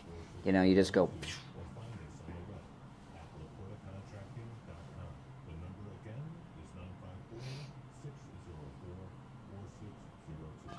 All right. And Craig, celebrating 47 years on the air. All right. Callers on hold, stand by. It is open phones on this Friday. Of course, open MAGA mic. Friday, any and everything on your mind is fair game on Friday's show at 1-888-465-2631. Steve Kane joining us. Hey, Steve. Good morning to you. Oh, man, so much happening, so much going on. Start that way. I figured we'd give our listeners the schedule for today is today. Well, for the next 1 hour and 26 minutes, the Steve Kane Show. That's what's on the schedule. That's it. The rest of the day you're on your. There's a Trump rally tonight. Was there something in Minnesota? Yeah, it's a Trump rally tonight in Minnesota. Yeah. Barron's high school graduation is today, and is the president coming to that? It's right down the street from the radio station. The Barron's graduation. Yeah.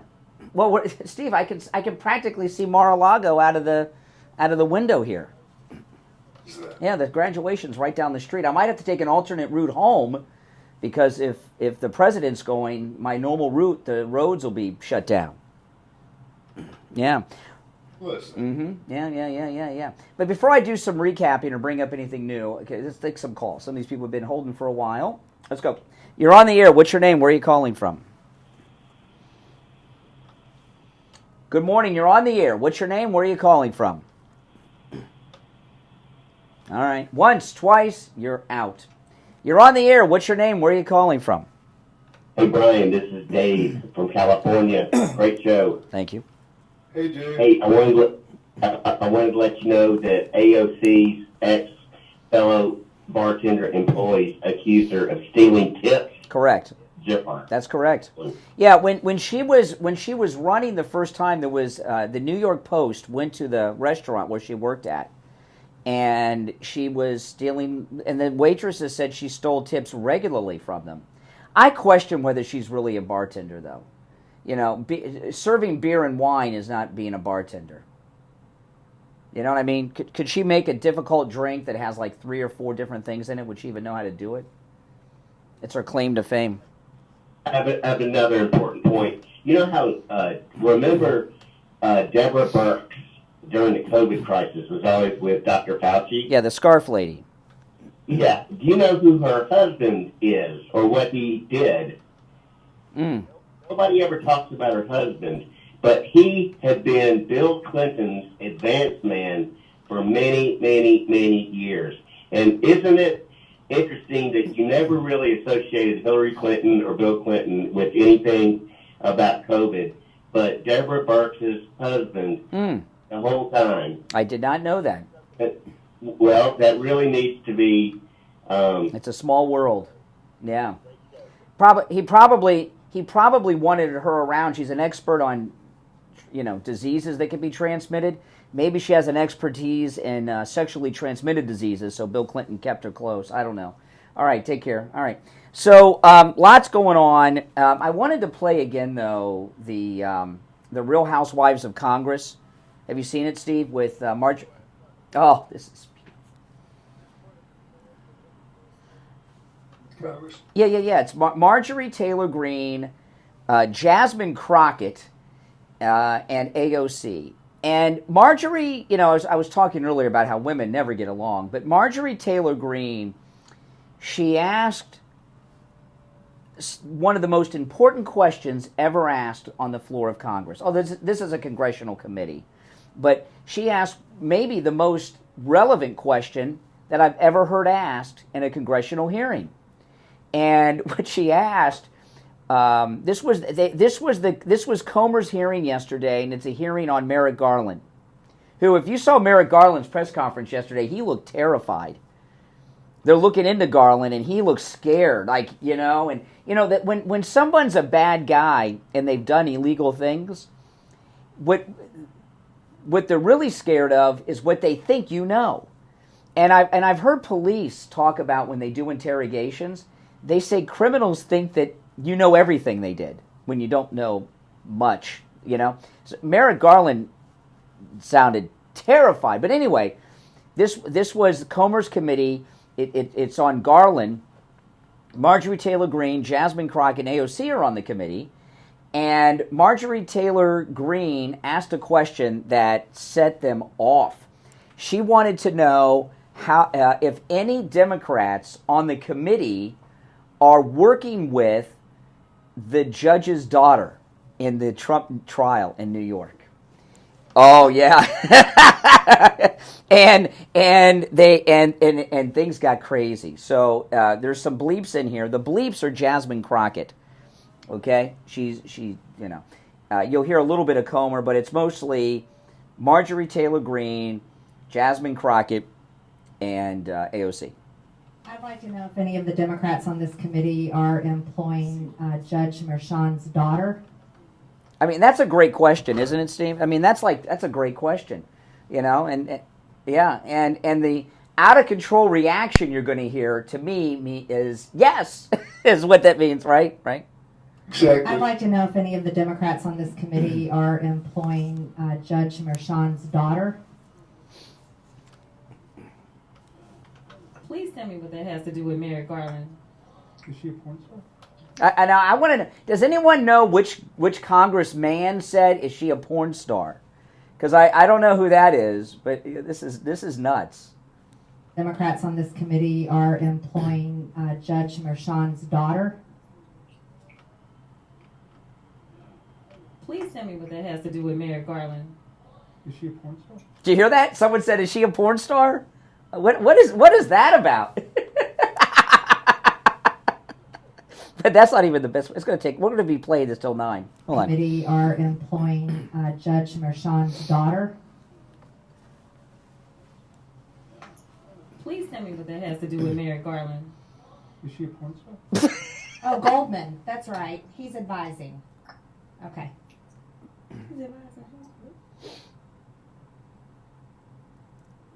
Do you know what we're here for? You know we're here about HD. I don't think you know what you're here for. Well, you the one talking about. I think your fake eyelashes are messing up. No, ain't nothing. Hold on. Listen.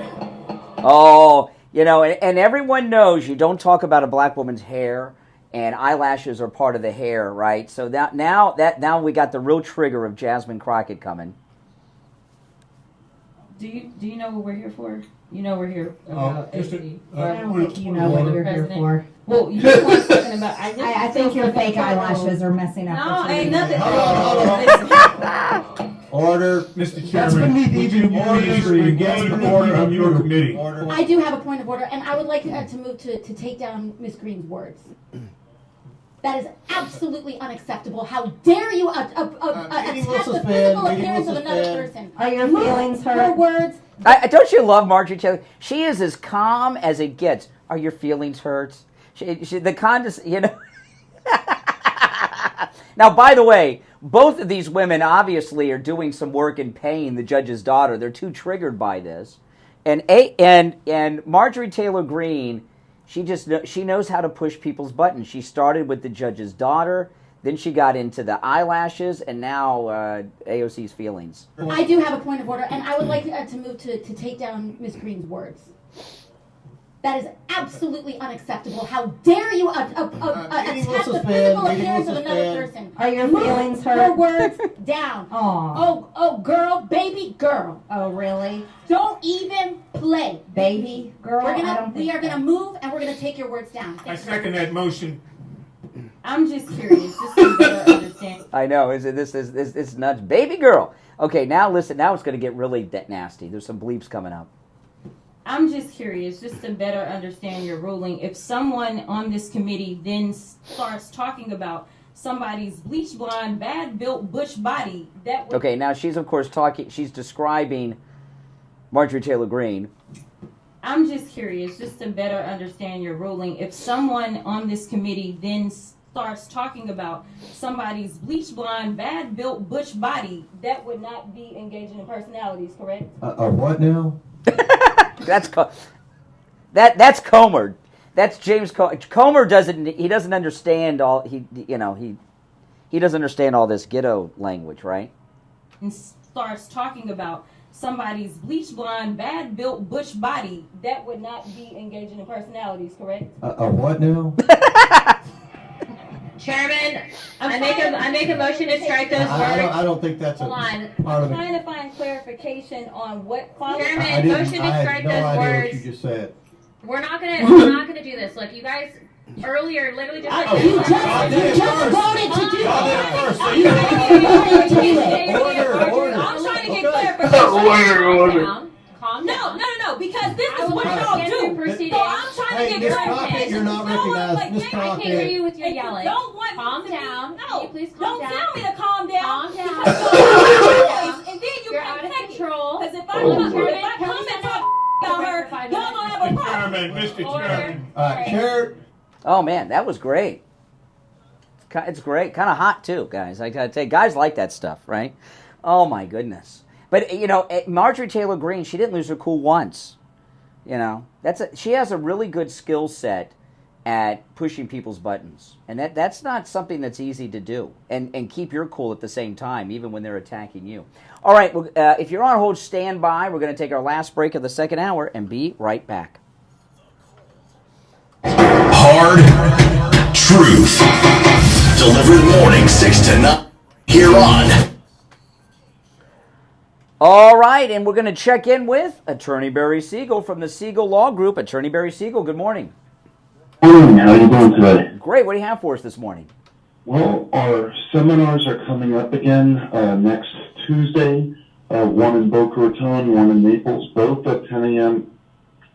And one of the things I wanted to talk about with these seminars, certainly they're a starting point for people to either get their estate planning started or to update their estate plans. But there's actual value in just coming to the seminar itself because I believe that there's thousands of dollars worth of value just for coming. At the seminar, people are going to learn how they can avoid probate, which, depending on the value of their estate, can save them significant amounts of money, which certainly would be in the thousands, depending on people's estates, tens of thousands or even hundreds of thousands. People will learn how to make sure they don't run out of money during their lifetime because of the cost of long-term care. Certainly that's invaluable. And then people will also learn how to make sure that everything that they've ever worked for and saved, when it goes to the people that they care about, their loved ones, that it doesn't get lost when it goes to them because it ends up going to the wrong people inadvertently because of divorces, lawsuits, creditors, or just your beneficiaries dying and going to their spouses and not going down the family bloodline. So for all those reasons and much, much more, there's a lot of value in coming to these workshops. And so if anybody is still interested in attending, we still have a few seats left in both seminars, but they'll have to call and make a reservation. Some people, Barry, let me ask you a question. Some people may say, well, you know what, I have a condo, I'm in Century Village or something. Why do I need to worry about this? If someone, they leave a condo to their kids or grandkids and then probate's involved, what happens and how long does that process take? Well, probate can take, it could take, let's say, good 6 to 9 months on the short end, and some of them go on for over a year or even 2 years. So it really depends. One where it's just a condo would be probably on the shorter that, but more complex ones with more assets can certainly take longer. There's also costs involved, and the costs can be pretty significant. So absolutely, here people say they want to avoid probate because it's not just the time and the cost. It's also why put the people you care about when they're having to deal with grieving over a loved one's passing. Now, on top of that, they have to deal with going to court, lawyers, and dealing with this for a year or two, and spending a lot of money necessarily when they could have just done a plan, signed a few pieces of paper, gotten it done, and been done. Yeah, and if the condo or the house is going through probate, even though they can't sell it or anything because it's in probate, they have to maintain that property, which means paying the association fees, a mortgage if there is one, and everything that goes with maintaining a property. And I know that's a hassle, and it's also an expense in these times that a lot of families probably can't really handle adding to their family budget. So avoid all that. Because with the trust, that's it, right, Barry? It's like, boom, it's just that everything's done. Like you said, sometimes the beneficiary or the trustee doesn't even have the money to cover those carrying costs. That's right. So with the trust, you can get this handled right away, and not have to spend all the. Yeah, and who has money to pay the probate lawyer? All right, and even if you do you want to? Listen, give the Siegel Law Group a call. Now, let's tell people about the workshops next week, Barry. When and where? Well, there are two. One is in Boca Raton, at our Boca Raton office, and then the other one is in Naples at the Hilton Hotel. And when you call us, we'll give you information. We'll give you information if you're. Yeah. Absolutely. All right, now I'm going to give you the number for the Siegel Law Group, and remember, it's always a no-charge consultation with the Siegel Law Group if you mention you heard Attorney Barry Siegel on the program, okay? The number is 855-FLA-3782, 855-FLA-3782, and online, SiegelLawGroup.com. All right, Attorney Barry Siegel, we'll talk next week. All right, we'll be right back. We take on the social justice warriors for breakfast. Now the Steve Kane Show is. All right, we're back. I'm Brian. Steve is here. You know, that's a lot of fun, and everyone's going to be playing that today because, you know, 3 women fighting. Every guy likes to watch that. It's like mud wrestling, right?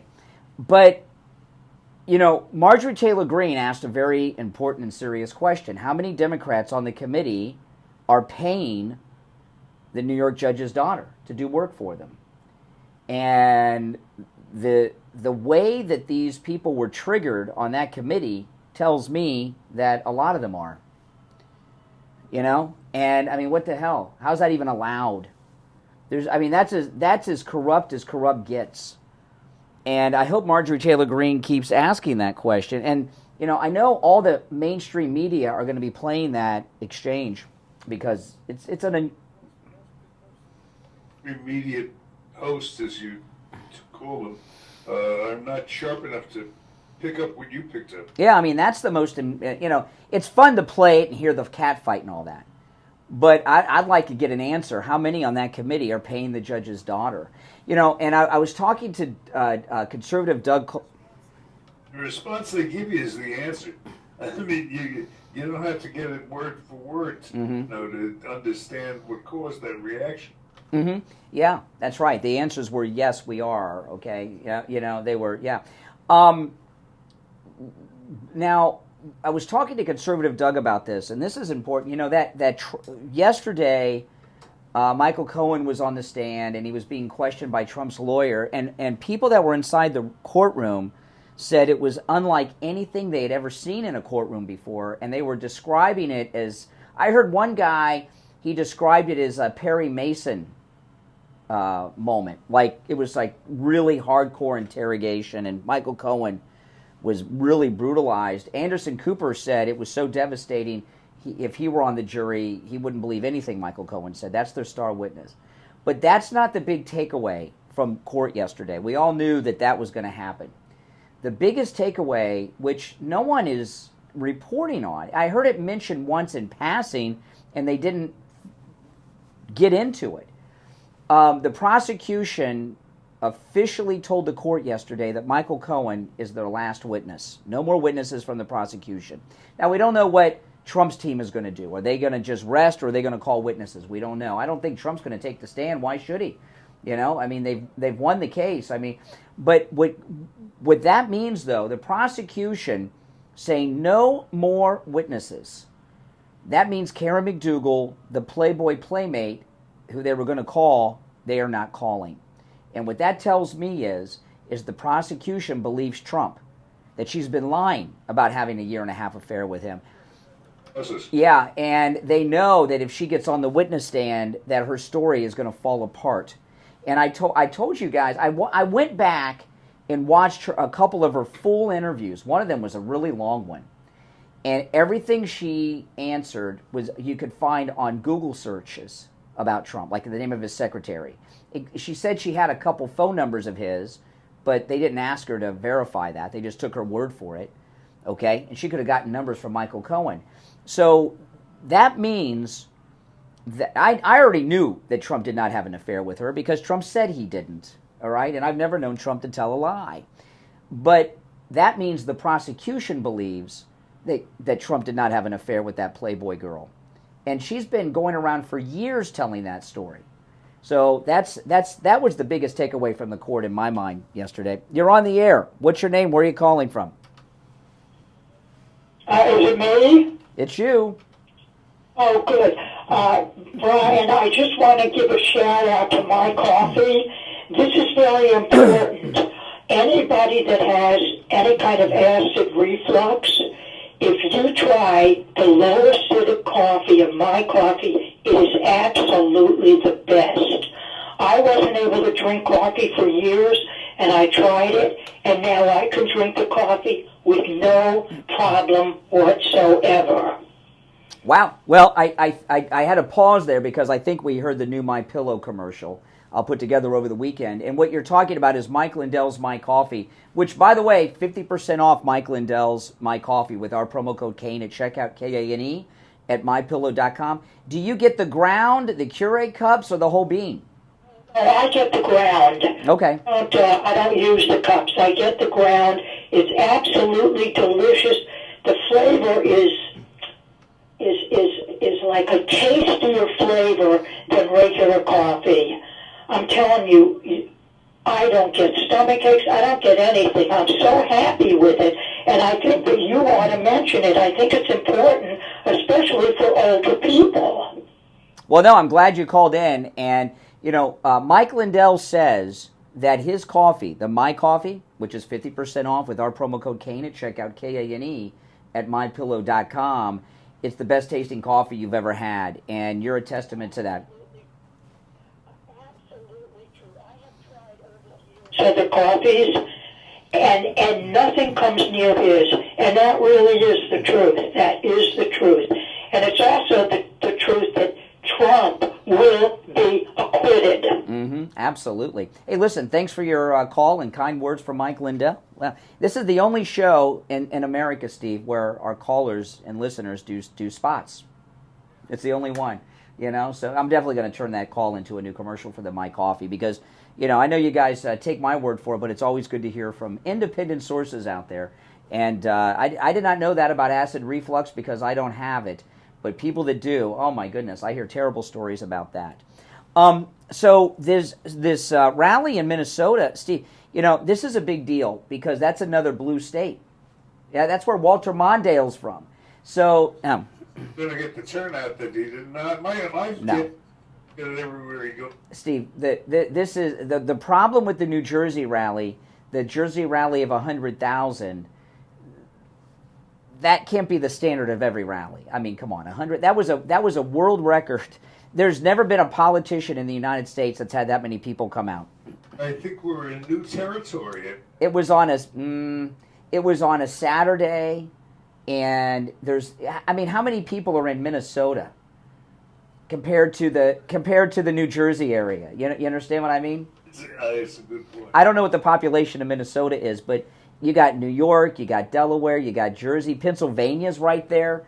You know, so there's some major metropolitan areas around where that rally was. In Minnesota, I don't know about that, but I mean, it's, you know, could be the chic thing to do.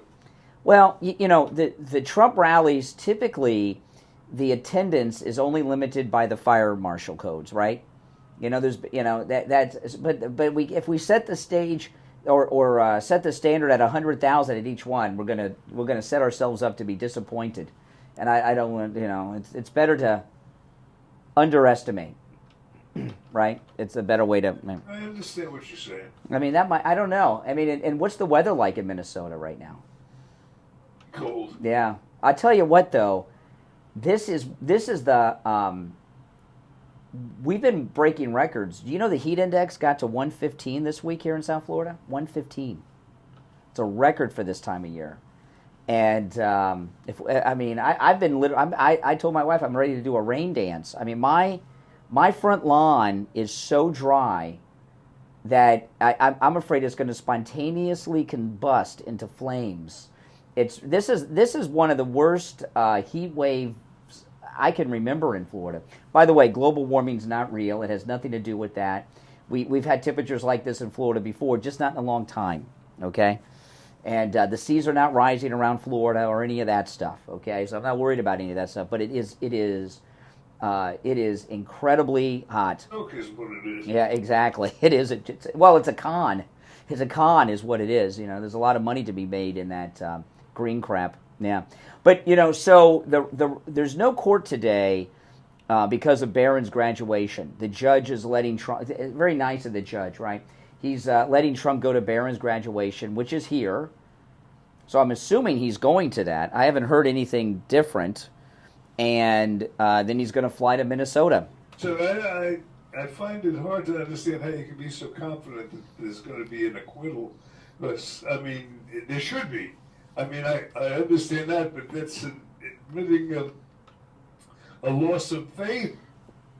Well, if they get a hung jury, it's going to be, I think it'll be majority not guilty. There'll be like one or two holdouts that are guilty. The case is the worst ever. I've never seen a case this week. I would consider a hung jury a win. Oh, yeah, absolutely. Well, listen, we're going to take our break for the top of the hour, and we'll come back for the third and final hour of this Open MAGA Mike Open Phone Friday. Your calls are welcome at 888-465-2631. We'll be back right after this. WSFS 104.3 HD3 Miramar. WIRK 103.1 HD3 Indiantown.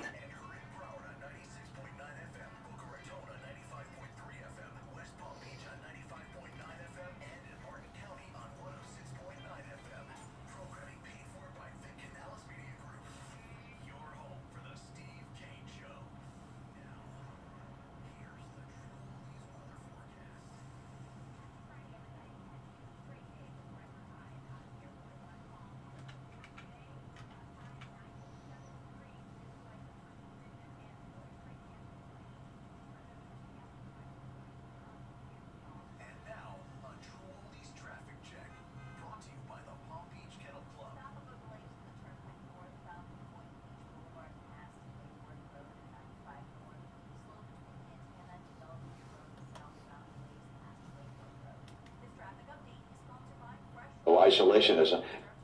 We're involved in the world out of our own self-interest. I laugh at the phrase America first.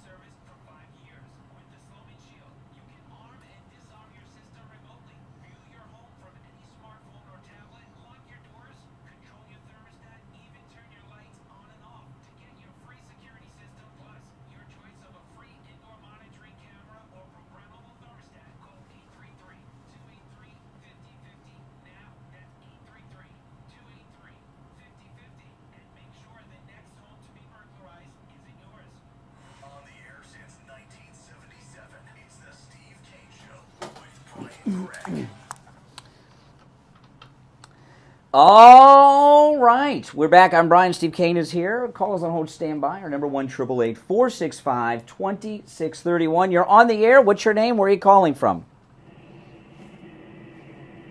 Good morning. Bernie.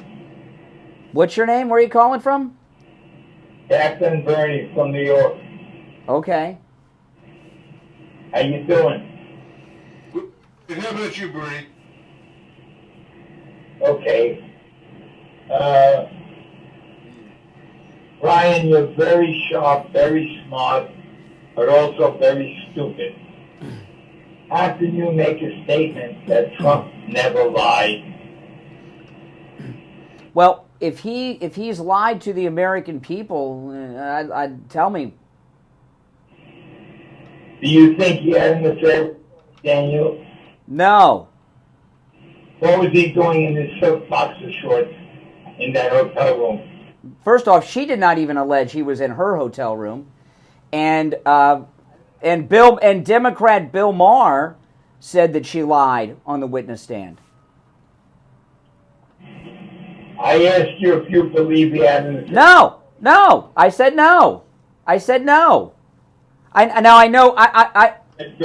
No, in fact, I was just talking about Karen McDougal. The prosecution took her off the witness list. So the prosecution obviously believes that she's lying and did not have an affair with Trump. I mean, well, I tend to take the word of Donald Trump over sex workers. But you believe sex workers. You believe sex workers have credibility? Donald Trump is a coward and an outright liar. Well, what lies is he told? What lies is he told? Everything out of his mouth is a lie. Well, pick the biggest one when he's lied to the American people. Yeah, please tell us. Please tell us the lies. Come on, sir. You're taking up valuable time. Yeah, we're here till 9. I can wait. Why do you think you can't think of one? I'm not as fast as you are. No, because he hasn't lied. First thing you said just made sense. Oh, now you agree. John McCain was not a hero either. That's correct. Because he got caught. John McCain was not a hero. That's correct. You say he pushed the button on the plane and dropped the bomb, right? With that information. It's been widely reported by many people over the years, but as opposed to going back to a story, that's 40 years old, you said Donald Trump, you said, excuse me, you said I'm stupid because I believe Donald Trump. You say everything out of his mouth is a lie. I asked you to come up with an example. You've not been able to do it. What? Huh? Told you. How that's fire on the fire. No, we're not talking about John McCain. We're talking about Donald Trump. You said he's a liar, and you can't think of a lie. Why do you think you cannot think of a lie? I think he ever said that was true. Then pick a lie. Pick a lie. He never had sex with Stormy Daniels. Stormy Daniels. First off, that's something you can't prove or disprove. Okay, you understand what I mean? Okay, I don't. Yeah, sure. There's no cameras in the room. All we have is the word of a sex worker and a word of a president. I take the word of Donald Trump over a sex worker. You're aware that Stormy Daniels has sex with men for money, right? Yeah. Okay, is a woman who has sex with men for money someone who is a credible person? Why do you say that? How do you know that is a fact? That what? That she has sex for money? Right. She doesn't do porno movies for free. She gets paid to have sex in movies. Sex movies. So right. So she's getting paid to have sex with men. Right? The way you take that part out. That's what she does. That's not what she does.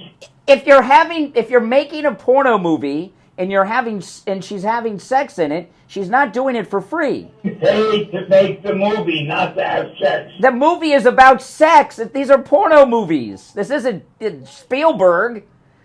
Seen a porno movie, sir? No. But you know what they are. What you talking about? Oh, come on. This guy's old as the hills. You know what a porno movie is, right? Of course. Okay. In porno movies, the people in them have sex with each other, and they're paid to do it, correct? They're not paid to have sex. Yes! That's the movie. The movie is sex. The movie. They're paid to make the movie. They're paid to have sex in front of cameras. Oh, my goodness. Did your parents ever tell you about the birds and the bees? I mean, what's going on? Yeah. If there's no sex, it's not a porno movie. You're a good talker. That's why I listen to your show.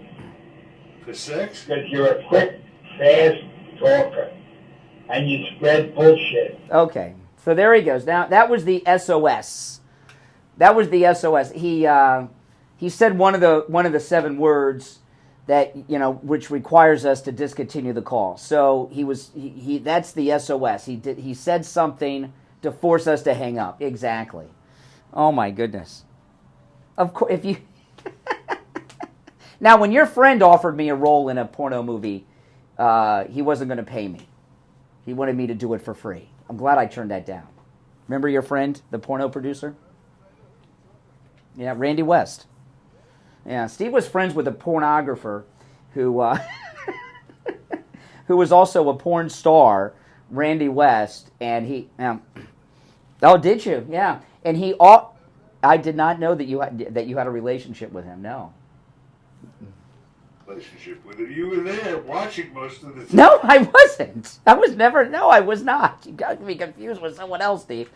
No, Randy West offered. I knew who he was because I'm a big Star Trek fan, and they made a Star Trek porno movie, and he played Scotty in the Star Trek porno movie. So I knew who he was because I'm familiar with that. And you had him on the show. I didn't know you had a business relationship with him. You had him on the show. He offered me a role. Business relationship. Oh, I get. Oh, okay, he gave you the movies for free.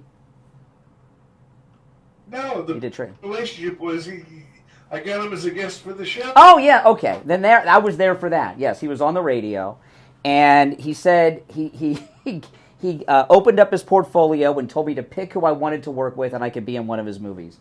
Thank the Lord above, I didn't do it. Could you imagine what life would be like for me today if I would have done that?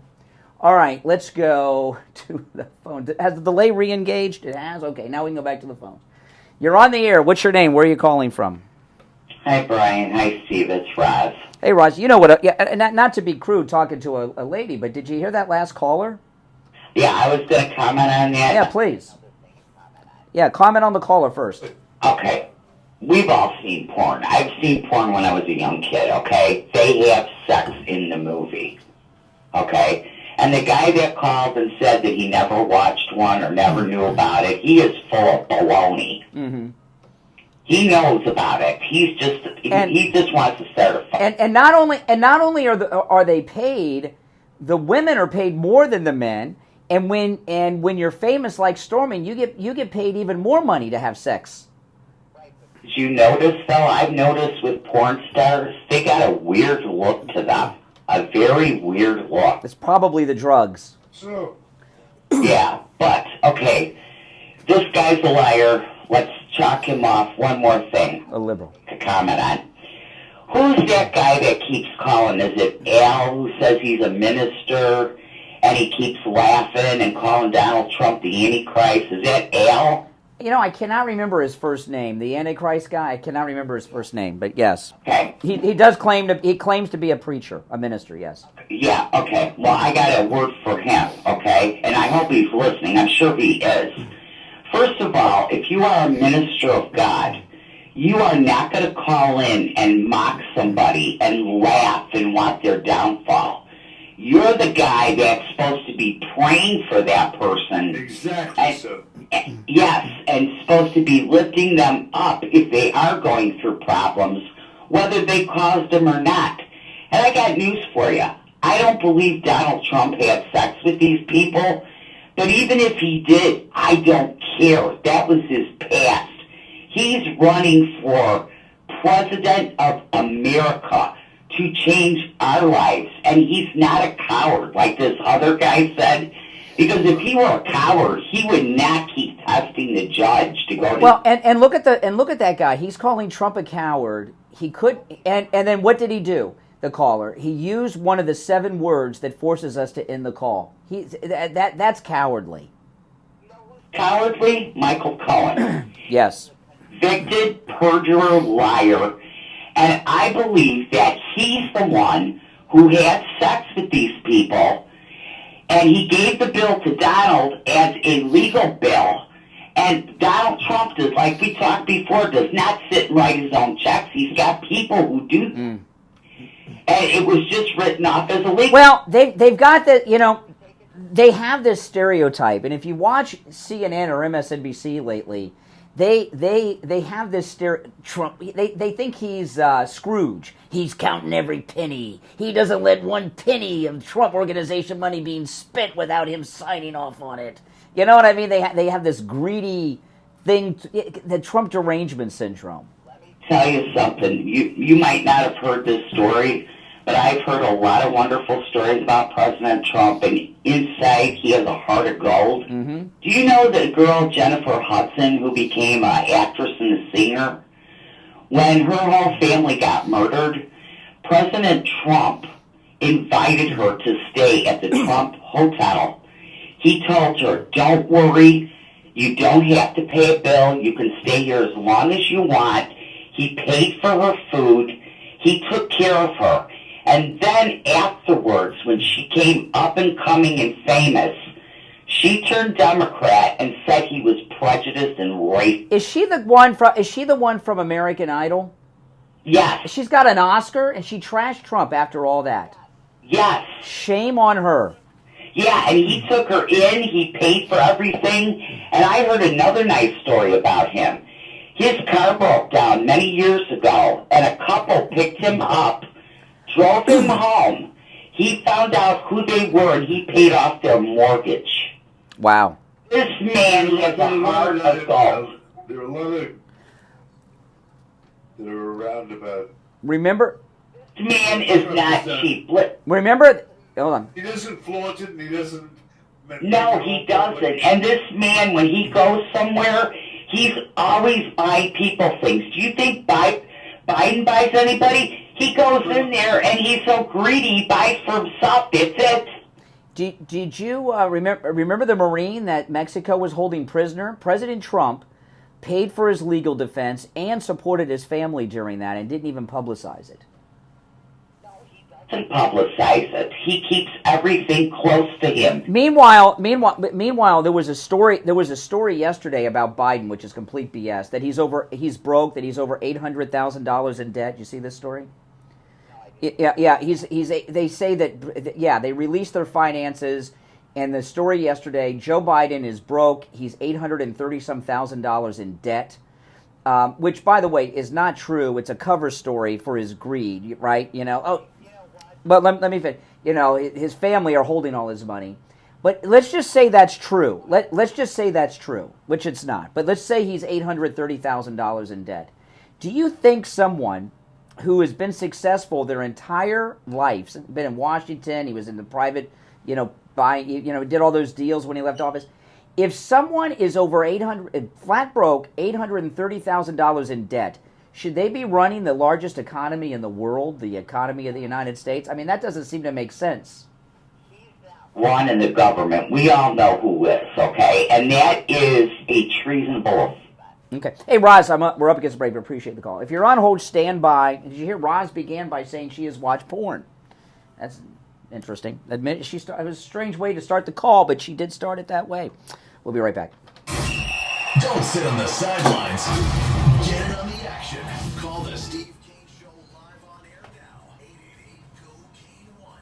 This is the Steve Kane Show with Brian Craig.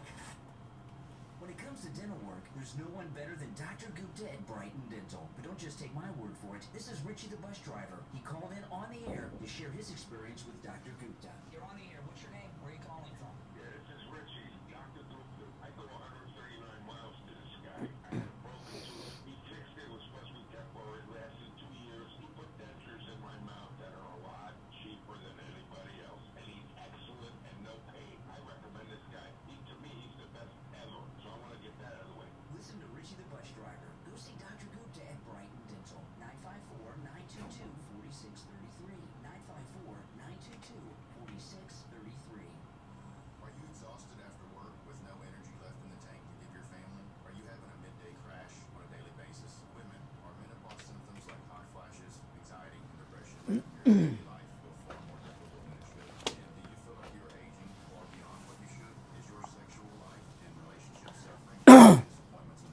That's a good caller.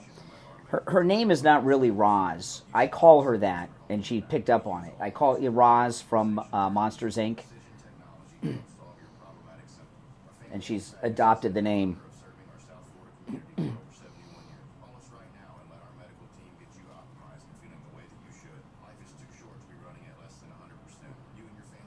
That just means he has all his money hidden. He's trying. It's a cover story. Like he's not corrupt. He's $800,000 in debt. And by the way, they claim Trump is broke and bankrupt or been bankrupt, and that's like a statement against him. But Biden.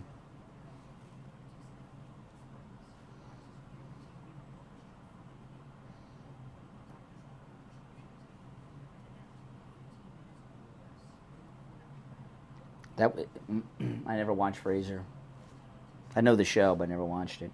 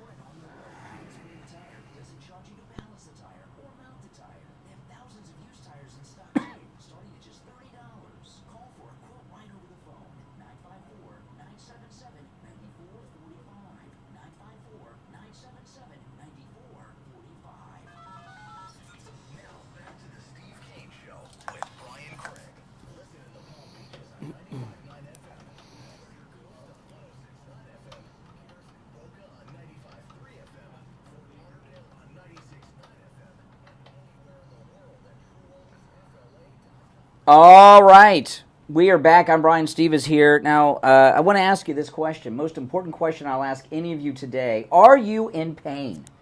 If you're in pain, you need to go see Dr. Appleton. You know, walk-ins are welcome. Appointments are never necessary at Dr. Appleton's, even on Saturdays. And usually when I go in, it's on Saturdays, okay? His laser away pain treatment works. He's rid me of pain 5 times. It works on pretty much every type of pain I know, except chronic callers with nothing to say. I don't know if it works on that. But arthritis, bronchial neuralgia, bursitis, hip pain, knee pain, lumbar pain, herniated discs, muscular contraction, strains and sprains, tinnitus, tennis elbow, neck pain. The list goes on and on. The laser away pain treatment not only works, it's 100% painless. There's no surgery, no shots, no pain medication. And what it does, it rid me, not only did it rid me of pain, the pains have never returned. All 5 times. Sometimes arthritis, sometimes from injuries. And the reason the pains haven't returned is because Dr. Appleton's laser away pain treatment actually repairs the damage in your body that is causing the pain. So give him a call and say bye-bye to your pain, all right? 954-973-0710. 954-973-0710. And online, AppletonCairo.com. You're on the air. What's your name? Where are you calling from? Hey, Brian, it's Jill from New York. Hey, what's up? We're back up. Okay, back me up. Okay, about the women in offices. Oh, yes, women in the workplace. Yes. Oh, my, I can't deal. I mean, I've had various jobs over my 59 years of living. I was a waitress, I was a secretary, I was a hairdresser, and a New York City cabaret singer. And honestly, the women in the workplace were the worst of it. And actually, my own sister, even back during the day of Judge Clarence Thomas's case, my sister and my aunt were talking. Now, my sister was born 1950. I was born 65. We got another one in the middle in 53. She was born. My sister and my aunt are talking, and ridiculing the guy. And, he's a pig. He's this. He's that. And I'm defending the guy. Then my sister, a little while later, starts telling a story. And she worked for a very large company out of Port Chester, New York. It was a food company. I'm not going to mention their name completely, but food is part of their name. Anyway, as she's talking about how there was a big meeting going on, and her boss was in a meeting, and she's outside in the hallway, and there's a fruit basket there, and she grabbed 2 oranges and was juggling them, in front of herself, and trying to distract the guy thinking she's funny. So I said, you're sitting here complaining about Judge Thomas. I said, but yet, what if that boss of yours did the same to you with a banana? Are you kidding me? I said, you're such a hypocrite. And then he didn't throw it. Let me ask you, this woman in particular, teasing them in, was she I know you're a lady and you don't sound gay, but oh, your sister, is your sister good looking? She was. Well, she's old now, right? Well, here's the thing with women. Women use sex as a weapon or a shield, whichever is convenient for them. That's right. You're 100% right. Because even when Donald said this thing that even lets you grab them by the he's right. Because I've seen it with my own freaking eyes. There you go. All right. Women are not good. Okay. Appreciate the call. All right. Take care. Let's go Rangers, and women are not good. You know, a lot of people, Steve, you have good caller. You missed the top of the show at 6. She was calling about something I opened the show with. There's been a lot of people with all this transgender stuff going on. A lot of people have been saying if transgenderism and homosexuality is the way people are born, why do you not see it among animals, right? And I've heard people say that for years that are conservative, combating that, right? Listen to this, Steve. This is insane. NBC television have a new series. I am not making this up. I saw this yesterday. I have the Peacock app, and I saw the promo for it, and I just saw it online again. I'm glad I came across this. NBC has a new series. This is not a joke. There's no punchline, and this is true. NBC has a new series, not a one documentary, a series with multiple episodes about gay and transgender animals. Now, how the hell is an animal transgender? I don't even. And yeah, I mean, I don't know how they do. I don't know. Does the transgender male lion not have a mane? I don't know how it works. I don't know. But I am as serious as a heart attack. It is a series. I don't know how many episodes, but multiple episodes about gay and transgender animals. I mean, that's ridiculous. I mean, have anything in the article that? It's just there's a promo, but it's mostly visual. I mean, I could play it. I haven't listened to it. Let me play it for you. I have not listened.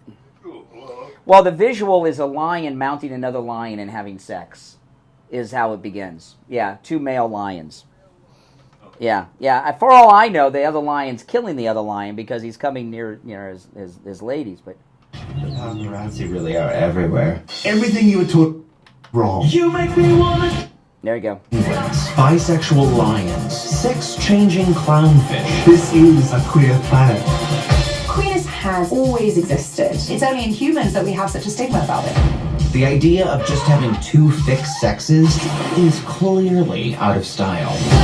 Mother Nature is pretty open-minded. Not just for reproduction. It's clear that no matter where you look on our planet, nature is full of queer surprises. To be honest, we should all probably get laid a little more than we do. Oh my goodness. Do I have to dump that, Mike? Is that allowed? Okay, let me dump that last part just to be on the safe side. No, I'm kidding. I didn't dump it. I didn't dump it. That was for dramatic effects. You know my buttons. That was for dramatic effect. Yeah, gay penguins, and I didn't hear anything about the transgendered animals, but it's being promised in the press release. Come on. Gay penguins? Gay penguins. Willie the Penguin is gay. I don't know who Willie the Penguin is, but they say they're... Willie the Penguin is? No. That's right. Child of... Yes, that's correct. The child of 53. But, I mean, come on. They have a multi-episode series about this. I mean... Oh, yeah, I know who that is. I've seen those things, yes. You're on the air. What's your name? Where are you calling from? Good morning, Brian. This is Ronnie Fitzgerald from West Palm Beach. Good morning, Steve, and happy Friday to the both of you all. Good morning. This has been a really enlightening morning. Mm-hmm. I mean, I've been cracking up left and right, but you brought up something about Biden said he's broke. I don't think he's broke because if Blinken went over there to play guitar when we have a war or multiple wars, even a war right here in our own country, dealing with our borders, things must be really doing well for them, unless he went over there to collect the check, you know. Listen, there's this story yesterday that Joe Biden's $830,000 in debt. What that is a cover story. No, he's not corrupt. He's broke.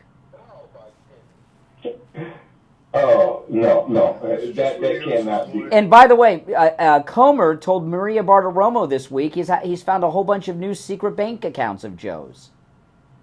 Lord have mercy. But he's broke. You're kidding. He's broke. Okay, well, that's all I really wanted. All right, I appreciate the call. All right, take care. We'll be right back. Making morning radio great again. I think you're gonna really love it. It's the Steve Kane Show with Brian Craig.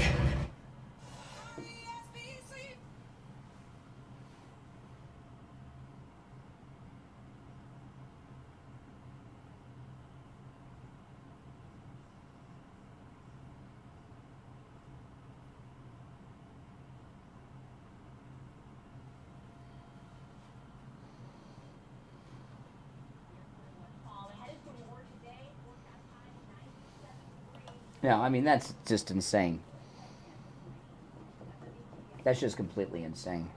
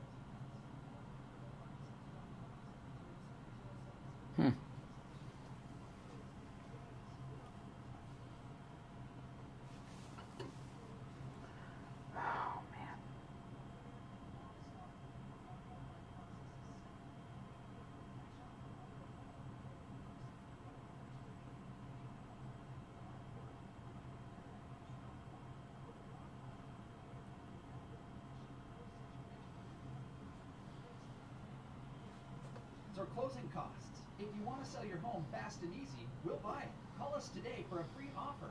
561-570-7070. That's 561. An $8 hunt? Oh my goodness. 561-570-7070. Brian Craig here with a question for seniors and those who care about.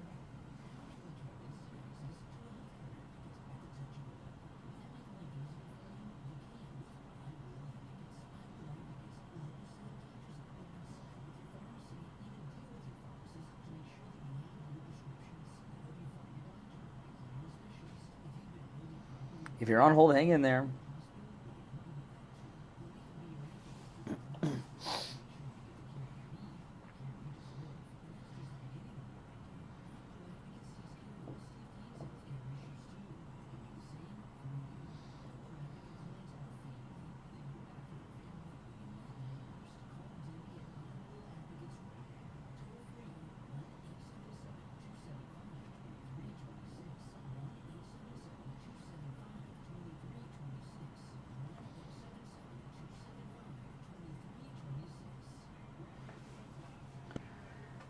I can't believe I was...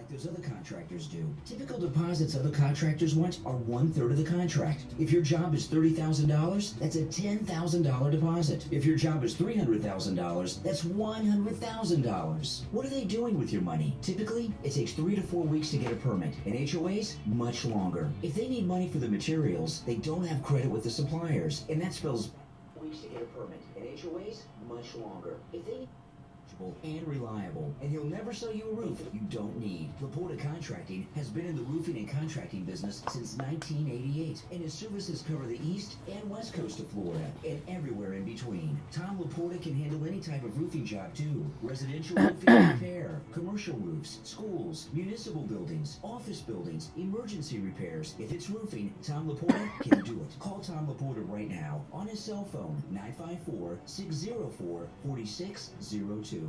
954-604-4602 and online, LaportaContracting.com. Hey, my true oldies listeners, John Tesh here with some intelligence for your retirement this time. When you're looking for a retirement advisor, you know trust and experience are two big qualities to look for. And as it turns out, my friend Jupiter Joe Thomas possesses both of these. Whether you're in retirement or looking to retire, I want you to give local expert Joe Thomas a call. Here's the number, 561-743-0999. Or, even simpler, you can go to JupiterJoe.com. Mention my name, John Tesh. You'll receive a free copy of Joe's book, Retirement Know-It-All. Great book. Call 561-743-0999. Or, remember, go to JupiterJoe.com. That's JupiterJoe.com. Now, back to the Steve Kane Show with Brian Craig. Celebrating 47 years. All right, callers on hold, stand by. I'm Brian, Steve Kane here. I just wanted a little addition to the message for Jupiter Joe Thomas. Not only is he offering you free copies of his book, The Retirement Know-It-All, which you should send for. I have read that book. It's a quick read. It's filled with a lot of actionable advice and tips that you're getting completely for free. But he's also offering free phone consultations.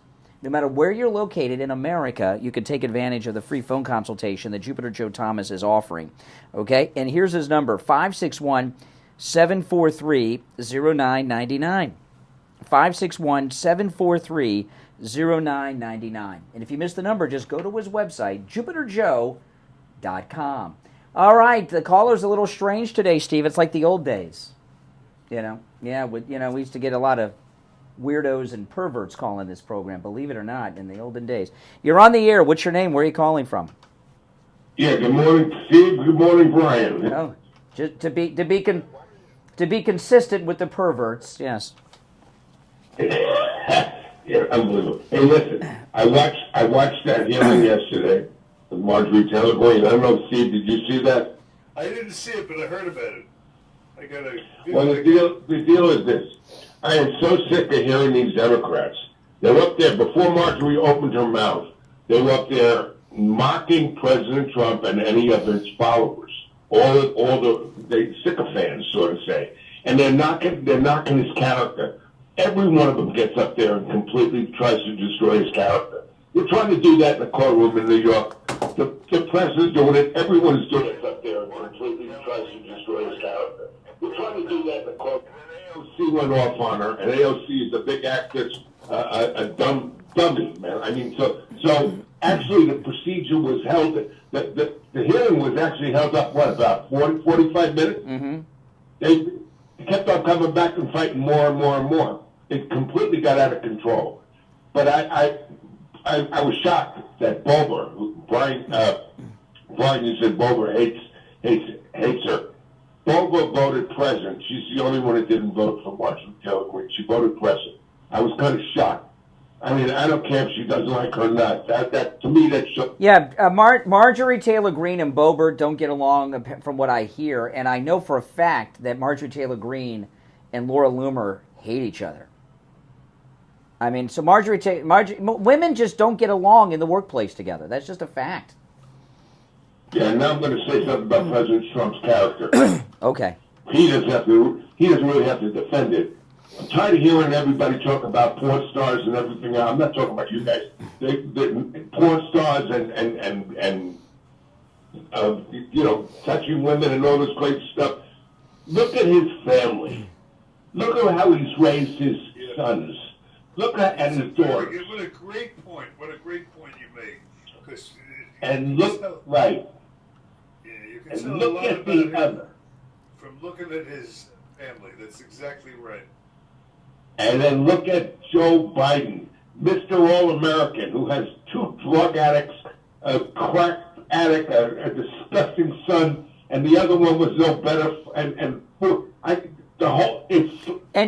you know, in Obama, you know, anytime you see a video or a photo of Obama's daughter, she's got a Cheech and Chong sized joint that she's toking on.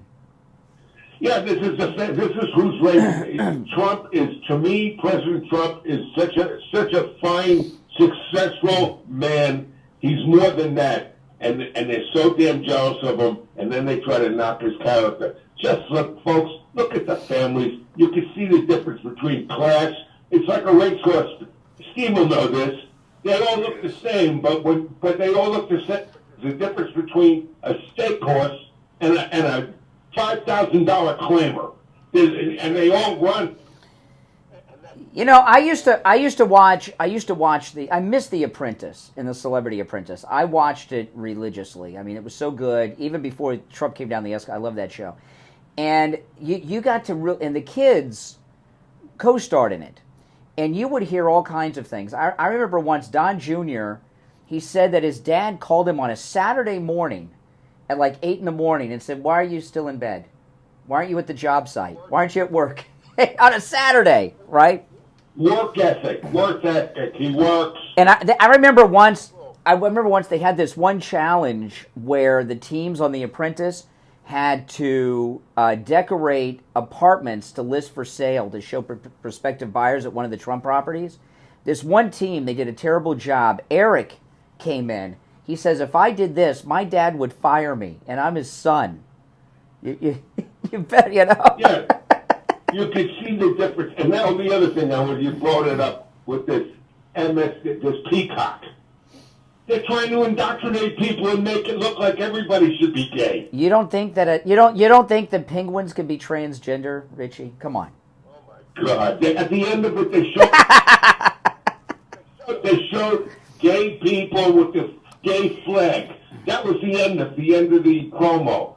They're trying to indoctrinate the whole damn world. NBC, they gave up on Green Month. Now it's Pride Month. You know. Disgusting. This whole thing, and they're the ones that are knocking Trump on Meet the Press on Sunday. Give me a break. Their morality is in the toilet too. They're all these Democrats have no morals whatsoever. You know, I remember there was, so we can talk. There's some stories we can tell, because this is the longest running radio show in the state of Florida. So the show has outlived many of the participants. Okay, and there was, don't mention any names, Steve. Okay, please, even though one of them's dead, please don't mention names. Oh my goodness, we had at a radio station we used to work at. We had an event. It was a personal appearance where listeners came, and 2 of the guys on the radio station were gay, and one of them had a date, had this young guy with him, and the other gay guy, he told me, he says that guy he's with is a hooker. I said he's a hooker. He said, yeah. I said, how do you know? And he said, because I had sex with him last week. There were 2 guys. Can you believe that? Please don't say the name, Steve. Oh, I can say the name of the station, can't I? But the people's memories exist. I don't want to go. Only one of those people is dead. You know. Following you guys, I followed Steve from the very beginning. Oh my goodness. Yeah. WNWS. Yep. WNWS. I even bumped into you with your 2 sons at the Sears Roebuck in Pembroke Pines. When you were a young handsome man, and now what? Now what? Now okay, wait a minute. He was a young handsome man. Finish the sentence, Richie. You got yourself into it. I'm going to. Now we're in the twilight. Yeah. Now. Yeah. Me too. That's correct. Yes. Me too. The same thing. We aged well, didn't we? Well, we haven't seen you in a while, Richie. All right, Richie, take care. Take care. All right. Okay. You know what? If you're on hold, stand by. Let's take our break and be back. The cold, hard,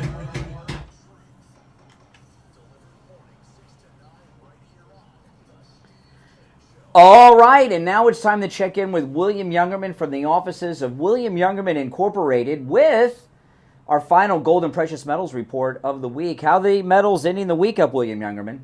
Metals are ending up strong again.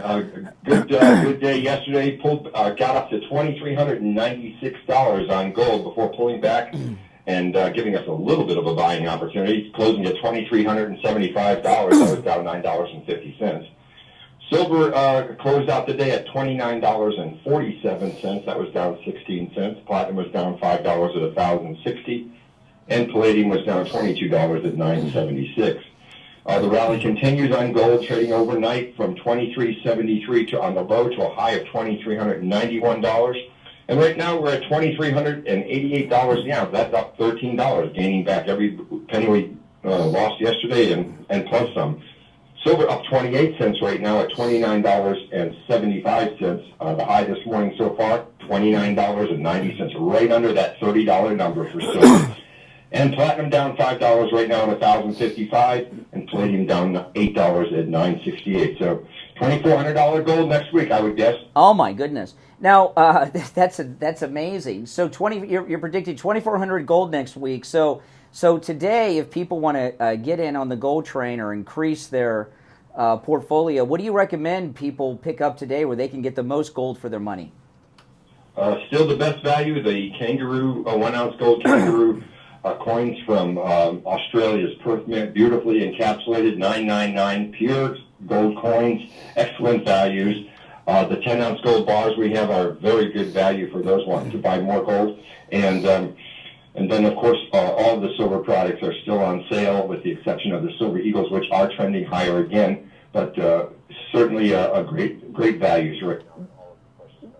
Let me ask you: when it comes to the bars, the silver bars, you got the 10 ounce, and you talk about the 100 ounce. What about the kilo bars?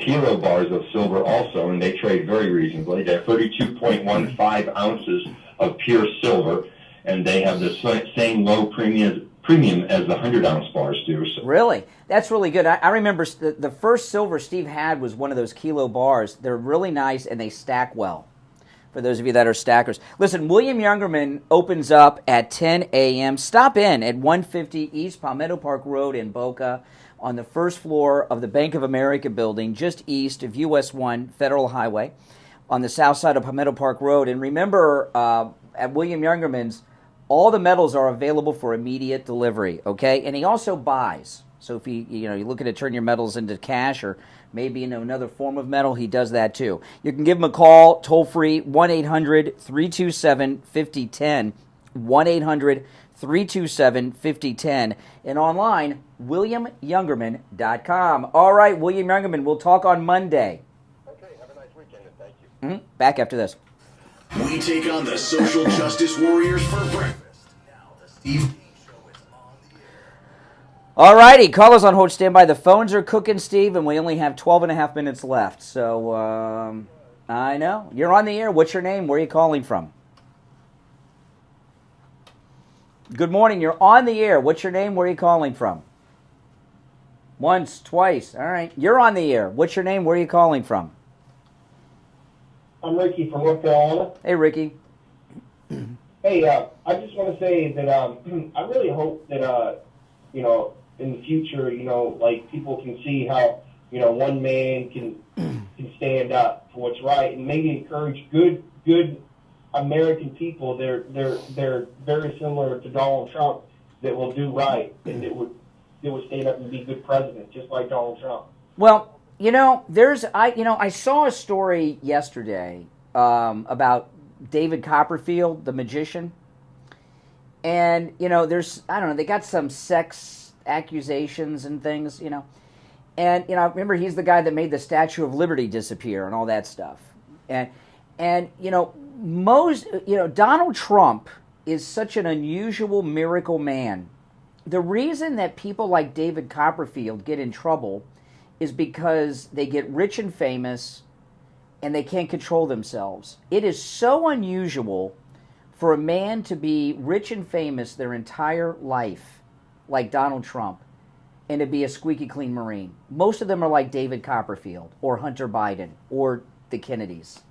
It's such an unusual thing. And that's why they keep going after him, because these Washington people can't fathom that there's a guy who's rich, famous, successful, and good-looking who's not a scumbucket. They just can't, because everybody they know is. It's very unusual to have somebody this clean who's got what he's got. It really is. All right, take care. Thanks for the call. All right, let's go. You're on the air. What's your name? Where are you calling from? Hey, this is JJ from Mass. Good morning, guys. JJ, how are you? Doing pretty good. I was laughing pretty hard today because of, I tell you what, Marjorie Taylor Greene, MTG, her new name should be Major Trump Gangsta. Because yes. I like that. She lit him up hard yesterday. And well, let me tell you, she asked that question, how many Democrats on this committee are paying the judge's daughter? That means she knows who on the committee is. She didn't just ask that question without knowing the answer. Yeah, it was definitely, it was adults versus children time. It was, I have to say, it's probably one of the funniest things I've seen come out of Congress. I mean, in a long time. It was very, very good. And Biden with this 800, he's 800K in the hole. Yeah, right. I mean, yeah, I know it's a cover story, but I mean, you can spin that the other way and say, yeah, no wonder the economy has gone to hell. You can't even take care of your own money. Well, you know, that story came out yesterday afternoon, and the way it's being spun is that he's not corrupt because he's broke. How many times have you heard these same people that say that try to tear Trump down because his casino didn't make it on the Jersey Shore when all that area failed? You know, but Biden's bankruptcy somehow gives him credibility. Yeah, I mean, it's propaganda BS, but... Obviously, he's loaded. He's got money hidden. Everything he buys is a straw purchase. His son owns his house, right? Things like that. And they're talking about his bank accounts in the United States. Meanwhile, his bank accounts in China, I mean, you know, he's got billions. Well, and don't forget that $10 million one that Comer found in Cyprus. Yeah, no, he's got money all over the place. I mean, he's got more. I mean, you know, he's got more shell companies than the U.S. has post office. Exactly. All right, good to hear from you, JJ. Take care. You're on the air. What's your name? Where are you calling from? Oh boy. Yes, it's you. Anyone with a brain is going to vote for Trump, but you know what you're not talking about? Then why bother voting? Well, that's the whole thing, because they probably have the So you think Trump's just wasting his time? No, he's not wasting his time, but the whole thing is they're going to fix it. How did that other guy... Listen. The turnout... go ahead, Steve. Let me explain to you what's going on here, okay? To win, everything you're saying is true about...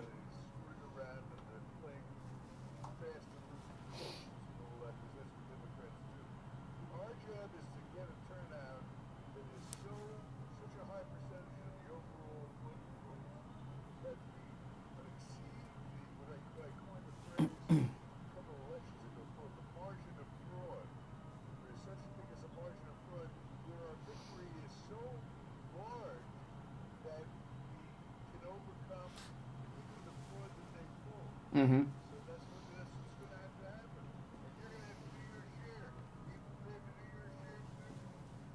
For me, yeah. But it's a waste of time. Okay, appreciate it. Oh my goodness. You know, I don't need the fetus talk on Friday. You're on the air. What's your name? Where are you calling from? How you doing today, Brian? And to the great Steve Kane. How you doing today? How are you doing today, my friend? This is Angela Santonio. Hey, I wanted to say something to you, Brian, it was something I wanted to bring up. I was calling you about the Steve Ma had the video about what Stormy Daniels had said before, but you had brought it out. And like you were saying in the beginning, she had lied, changed her words, everything. And you told the truth about that. And you brought it out then that she had lied, was changing everything, and then Steve Ma brought out the tape. That's what's making everybody change and turn against her and everything. Because they see it now that she did nothing but lie, just like you had been saying in the beginning. She lied. She changed her words. She's changing her words. She's changed. And Steve Ma brought out the tape, and it showed that she had changed everything up. Yeah, and the particular thing is where is the dinner. She said in the early interviews when she first started telling the story that they had dinner together, then sex, and then she's done a series of interviews saying, he still owes me a dinner. We never had the dinner. You know, I mean, that's, you know, things like that. It shows she, you know, listen, in the porn industry and on the stripper circuit, there's money to be, the women who claim to have had sex with celebrities are the headliners at the strip clubs. That's just the way it is. So a lot of strippers and porn actresses claim to have sex with celebrities all the time because they get paid more money for it. Yeah, but it's good that you brought it out to us, and now that everyone's saying you don't know what you're talking about. You knew what you were talking about from the beginning. Yes. Saying it, and that Steve Ma brought it out. And all right. Well, I appreciate it. Take care. Thanks so much. You're on the air. What's your name? Where are you calling from? Good morning, Brian. This is David from Tamarack. David in Tamarack, yes.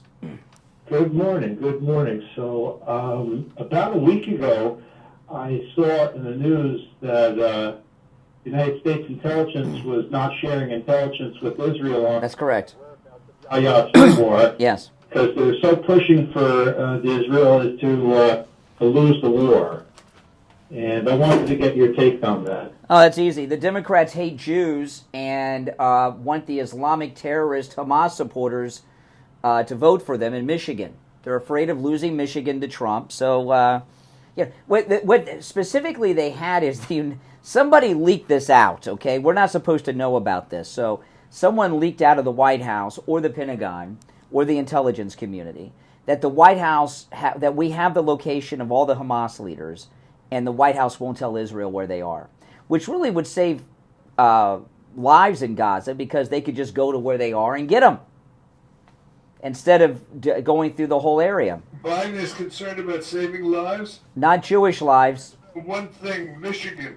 Yeah, that's right. And saving Jews' lives doesn't help him win Michigan. So, you know, it's really sick. And I got to tell you, you know, there was a time where the phones would be lit with Jews who were upset with that, and we don't hear that so much. And I think the reason that is I think, at least here in Florida, more Jews are MAGA than you realize, and they just don't want to vocalize it. It's hard; they can't openly say it because it goes against the grain of what they've done their whole life.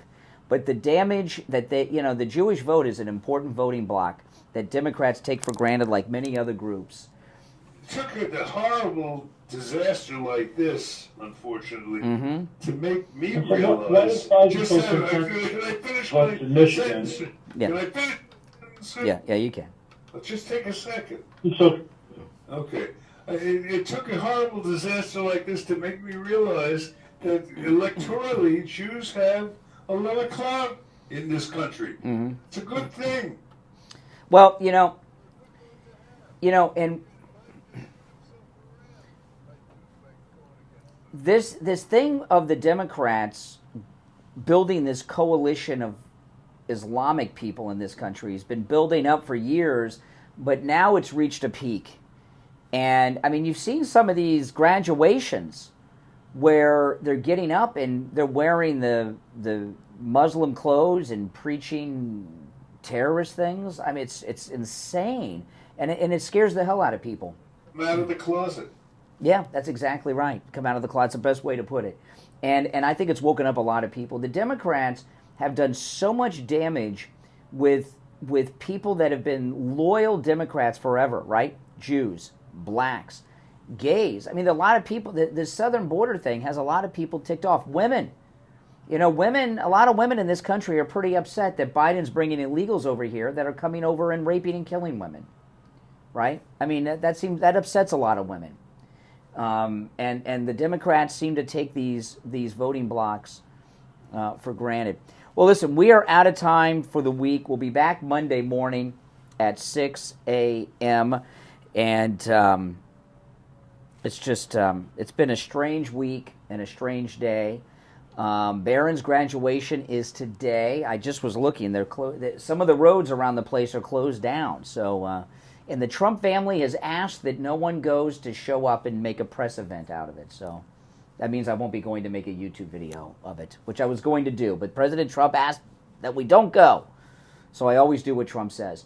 I'm Brian Craig. Steve Kane, of course, has been here. This is Florida's longest-running radio show, The Steve Kane Show, on the radio since 1977, celebrating 47 years on the radio.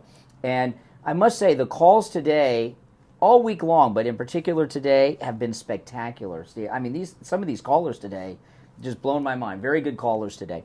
We'll see you Monday morning at 6 a.m. Until then, have a great weekend. Don't forget Trump rally in Minnesota tonight. All right, take care. WSFS 104.3 HD3 Miramar. WIRK 103.1 HD. All right, guys, I got to run. Make sure you subscribe if you're new. And if you're not new and already subbed,